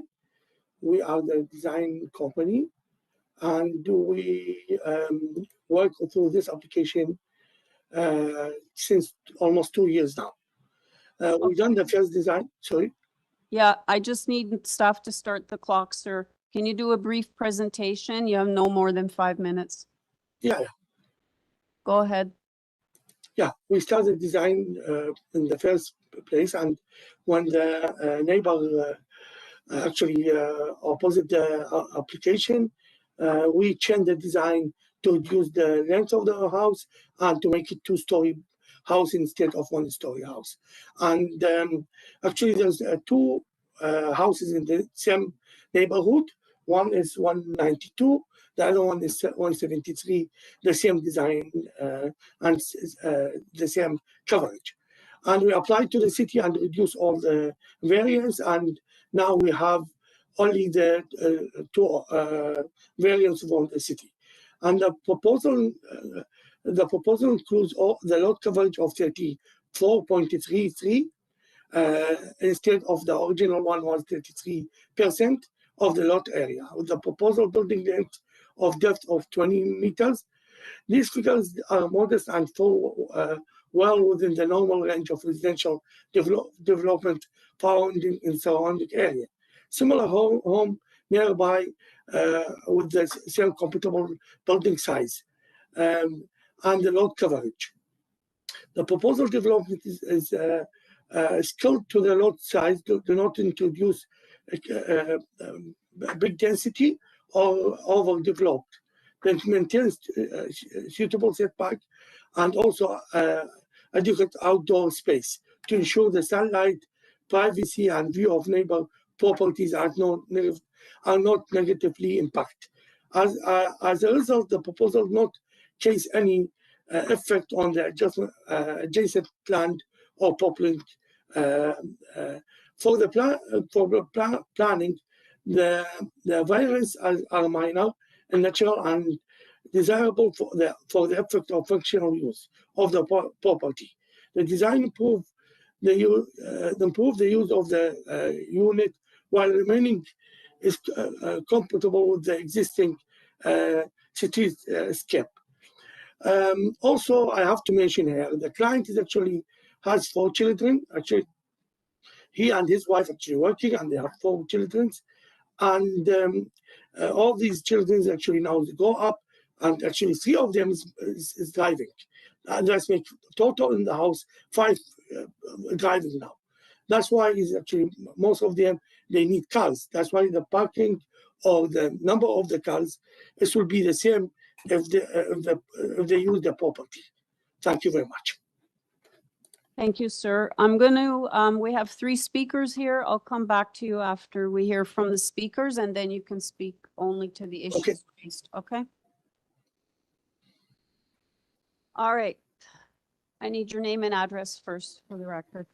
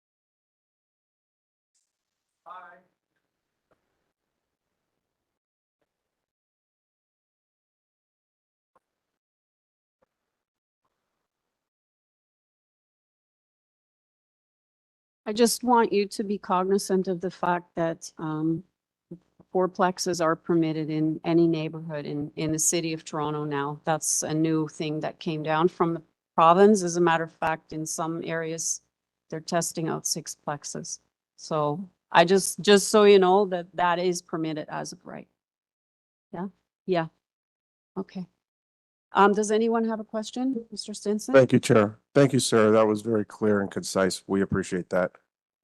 You say it's going to impede your backyard enjoyment. Just from the heart, why is it going to impede your enjoyment of the backyard if there's a proper fence and there's some shrubs and trees put in?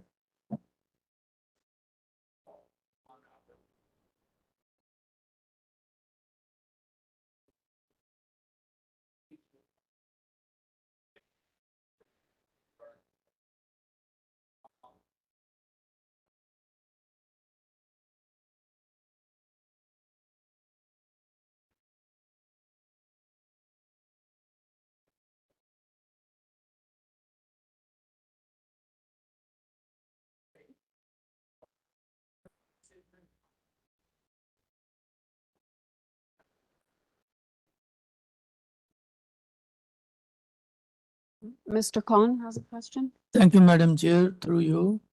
Sir, I want to know yours at 190. And sir, this application is for 198. Sir, you said four houses down. What is the gradient of the ground? Water is towards you or water is away from you? No. There has to be a slope, sir.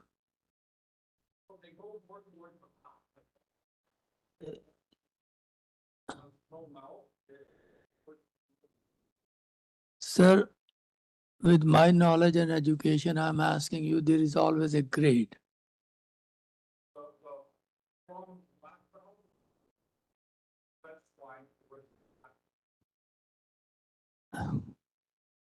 I'm sorry, I don't understand. The grade is towards your lot or away from your lot? Okay, so it is the gradient or grade is on the other side. Okay, so thank you very much. Anybody else have a question? Okay, thank you, sir. Ladies, which one of you wants to speak first?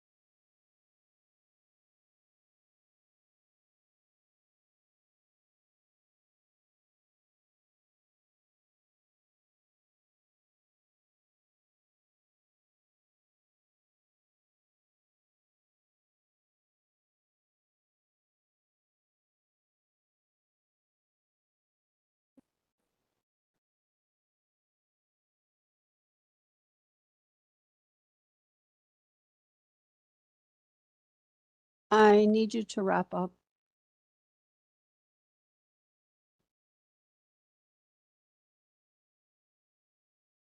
All right. Any panel members have questions for the speaker, Mrs. Benson? Thank you, Chair. Thank you for the presentation. And if I heard you correctly, the Tower Drive traffic issue is because you believe or have experienced the southbound Warden Avenue traffic comes through Tower to avoid the Warden Avenue intersection.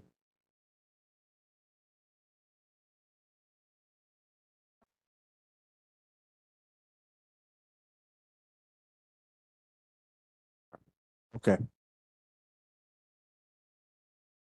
Thank you. Anyone else have any questions? No? Thank you. If I could have the second speaker, please. The other speaker, no, you're good.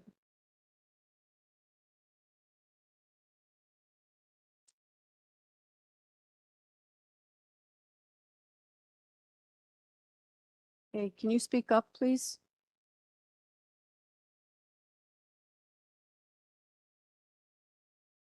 Oh, thank you. I'm Nancy Cervantes. I live at 187 Tower Drive across the street from 198.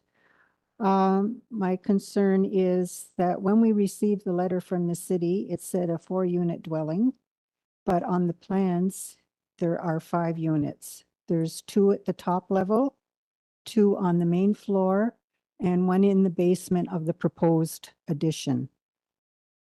So I just wanted to bring that to your attention. Parking is also an issue. If there are that many people that have vehicles on that property, they will be parking on the street permanently. So that is an issue with the traffic that we receive. We didn't have a sign posted until last week, Friday, regarding this meeting. And the other concern I have is that this is such a huge project. I'm hoping that it will be able to be completed, built and completed without having to run out of financing, because we have had a couple of houses in the neighborhood that have been under construction and they are still not completed, and it's been almost over, one of them has been over a year, and they still have the fencing up around it. And so that is a concern because it is such a busy area. It's going to deteriorate the neighborhood if it is not a completed project.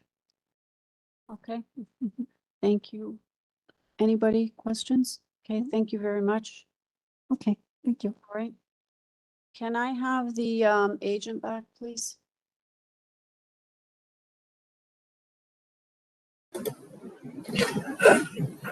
Hi, Madam Chair. I didn't hear the first 2 opposition. I heard the third one, but I read the letter, and I can actually I was surprised because of the issue of the parking and number of the cars. As I explained, my client, there are 6 in the house, and whatever is being allowed to have the cars, they can have the cars. I don't think anything by law to defer that they have as many cars as they can if they have the parking. Second, regarding to the traffic, all this road is all busy, like Warden and the same road is very busy. And for the number of the people, the client has 4 kids, and if they get married, there will be more in the house. We cannot tell them we cannot live in the same house because it's not convenient for other people outside this house. We done the shadow study, and there's no effect for the shadow for the other neighbors. And because the house is actually east and west, and is not affecting anybody in the street. I don't know. We went to the people in 200 and 196 I give them with the owner, I give them the drawings, I ask them if they need anything, I can come and explain to them. If they have any opposition to any sort of the building, we can sit with them and can explain it. But nobody came to us and asked us to do any changes. And we work with the city almost now, like 2.5 years, trying to meet all the requirements. And we reduced the variance now only to 2. And we met actually all by law in the street. Thank you very much. All right, does anybody have any question? No, ma'am, you can't speak again, I'm sorry. No, that's the procedure. So once you've spoken, that's it. There's no rebutting.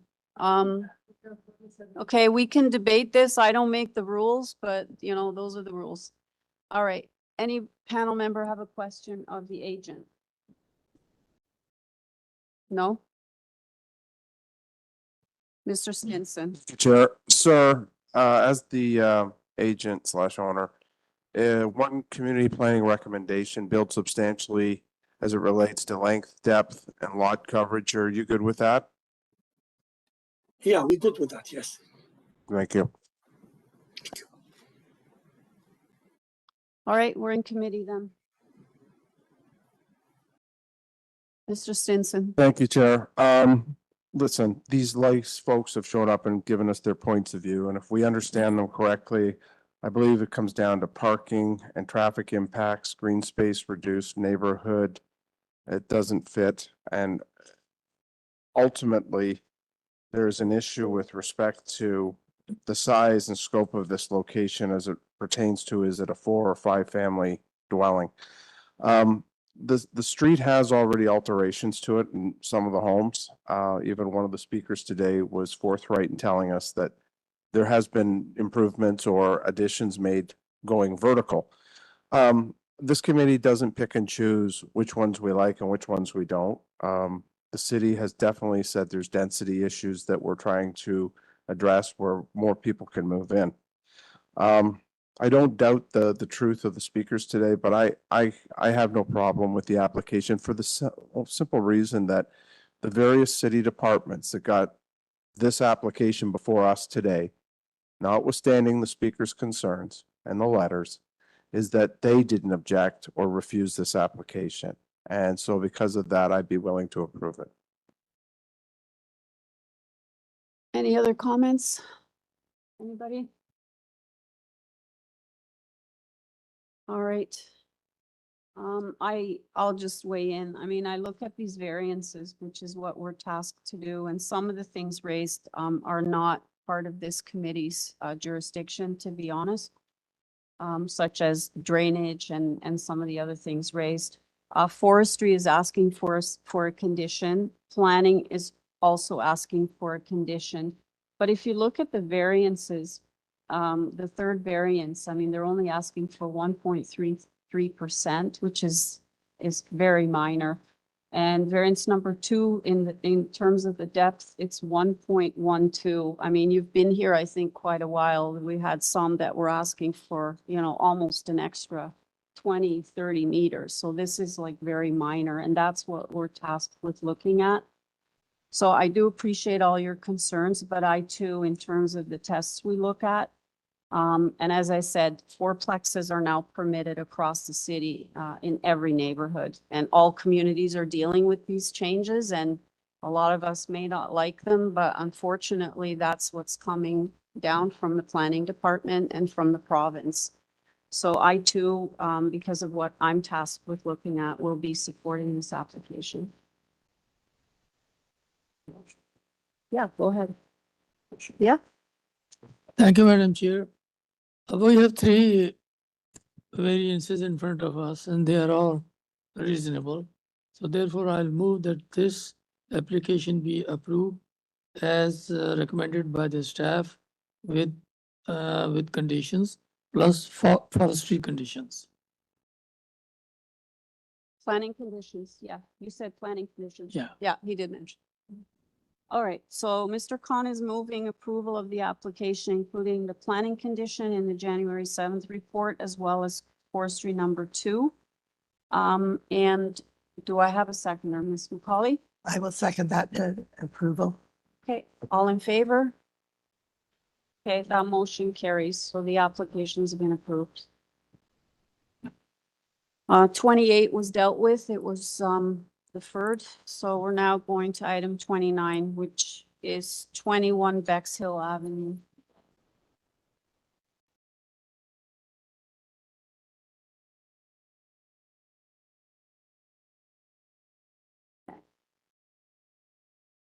All right, 21 Bexhill, we have before us the minutes from the December 3rd meeting, as well as the previous agenda package.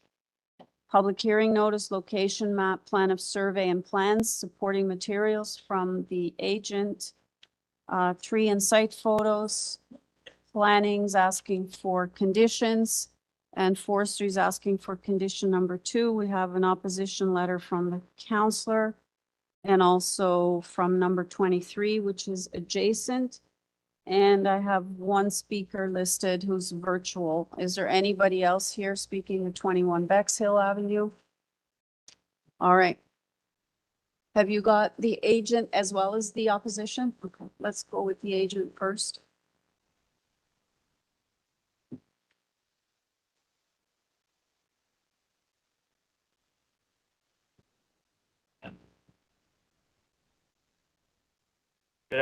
Good evening, Madam Chair and members of the committee.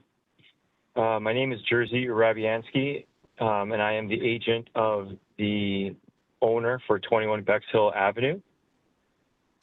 Can everybody hear me? Yeah, we can hear you. I just have a question before we just, decide on a full presentation. Have you had any dialogue with the neighbor at 23? No, we have not. Okay. Do you want to hear the concerns first, or do you want to do a presentation?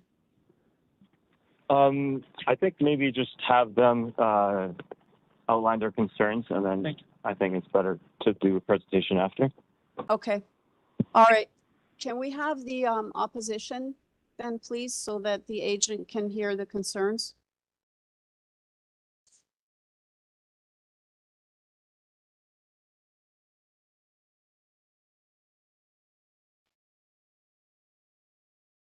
Through the chair, Christina, you're ready to go. Sorry. Hi, my name is Christina Salby. I live at 23 Bexhill Avenue.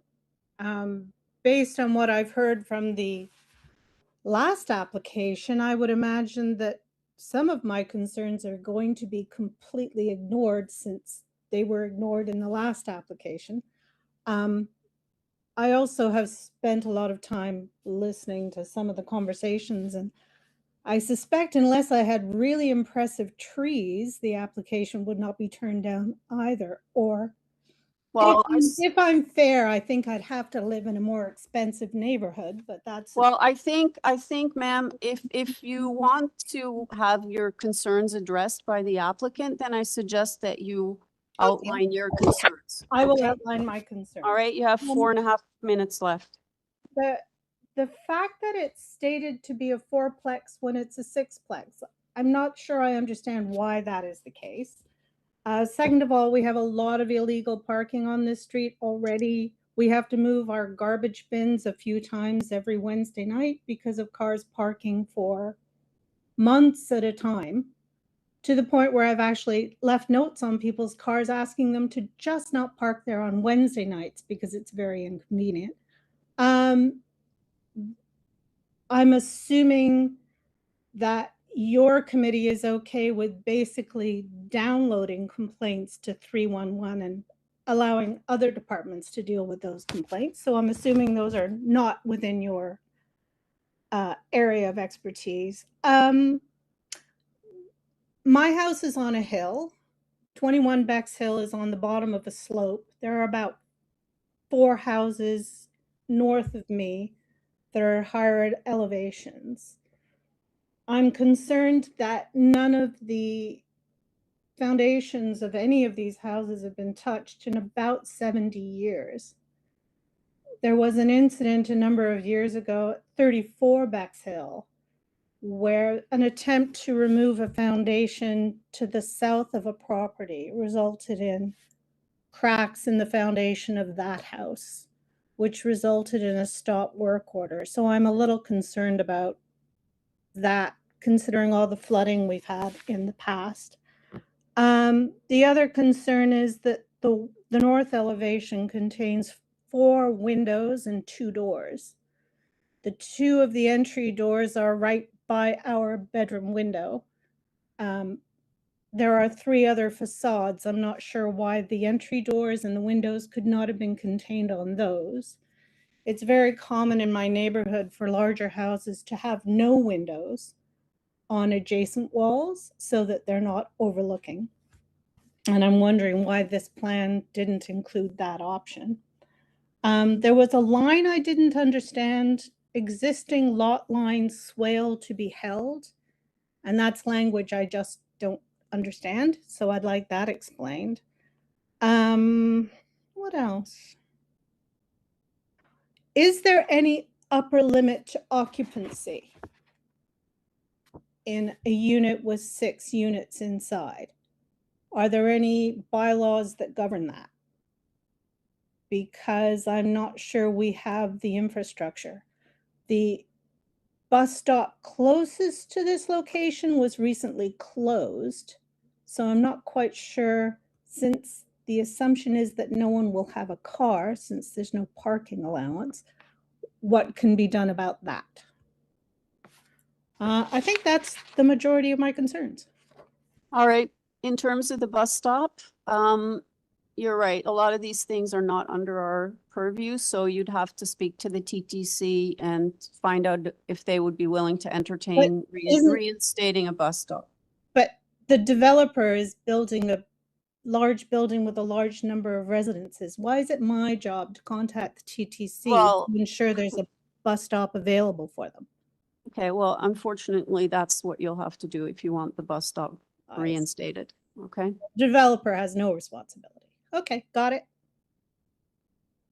All right, so are those all your concerns then? If so, I'm going to ask the developer to explain it, and I'll just defer to staff with respect to, is there a bylaw that controls the number of people that you can have in your units? Through the chair, there is not. Thank you. All right, so can I have Mr. Rabiansky, please? Madam Chair, Yeah. could the applicant identify the various units? Yeah, because I got confused as to how many units he was building and what living rooms, kitchens belong together. Sure. Mr. Rabiansky, are you there? Yes, I am.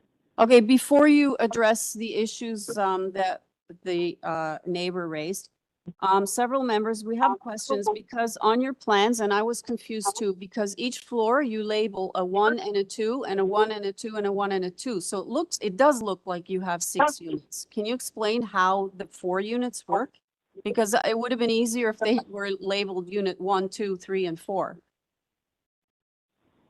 From what I understand, that they are labeled correctly. So in the basement, it's combined with the upper floor.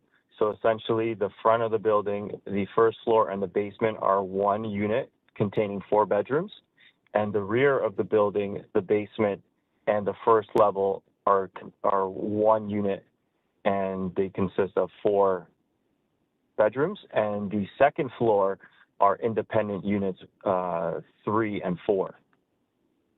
Okay, well, the plans I have are every single floor is labeled as unit 1 and 2. So just saying, maybe we got the wrong plans. All right, thanks for Yeah, clarifying. Does that clarify it, Ms. McCauley?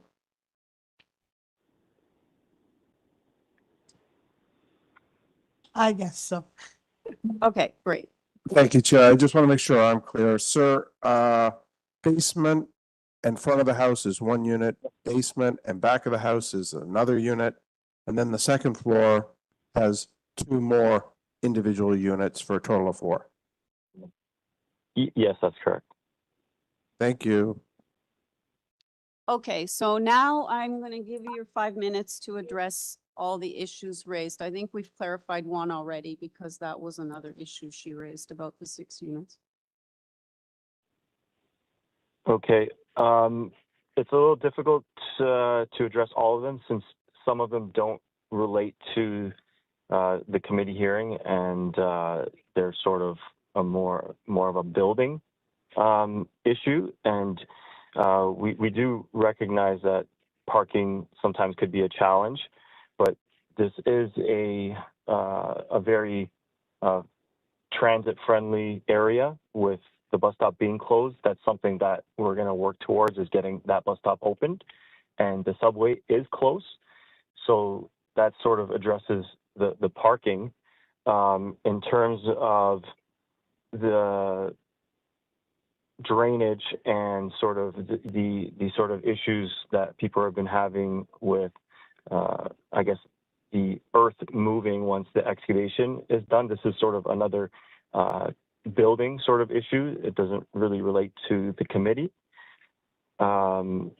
And I think there was, what was the last item that was a concern that needed to be addressed? I think those were the 3.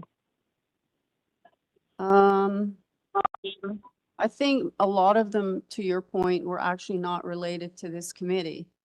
So I think you've got most of them. Mr. Stinson, you remember? Thank you, Chair. I think that covered it. The only other comments were about issues being ignored and assuming and big trees. So it had nothing to do with the application. So that's it. And you are aware of the forestry condition, right? Number 2. So that would address anything related to trees by the forestry department. Yes, we don't plan on removing any trees. Okay, and you're also aware of the community planning report? I am, and they did support the application. We did work with planning staff from the first application, and we've come to many adjustments that they thought were fitting to have a positive application, and they've mentioned that it's suitable and it should be permitted. Okay, is there anything else you want to add before we go into committee? No, I think it's pretty clear. Like most of the variances are obviously very minor in terms of the length. It's only 0.9. This is a 2-story. We could go up to a 3-story.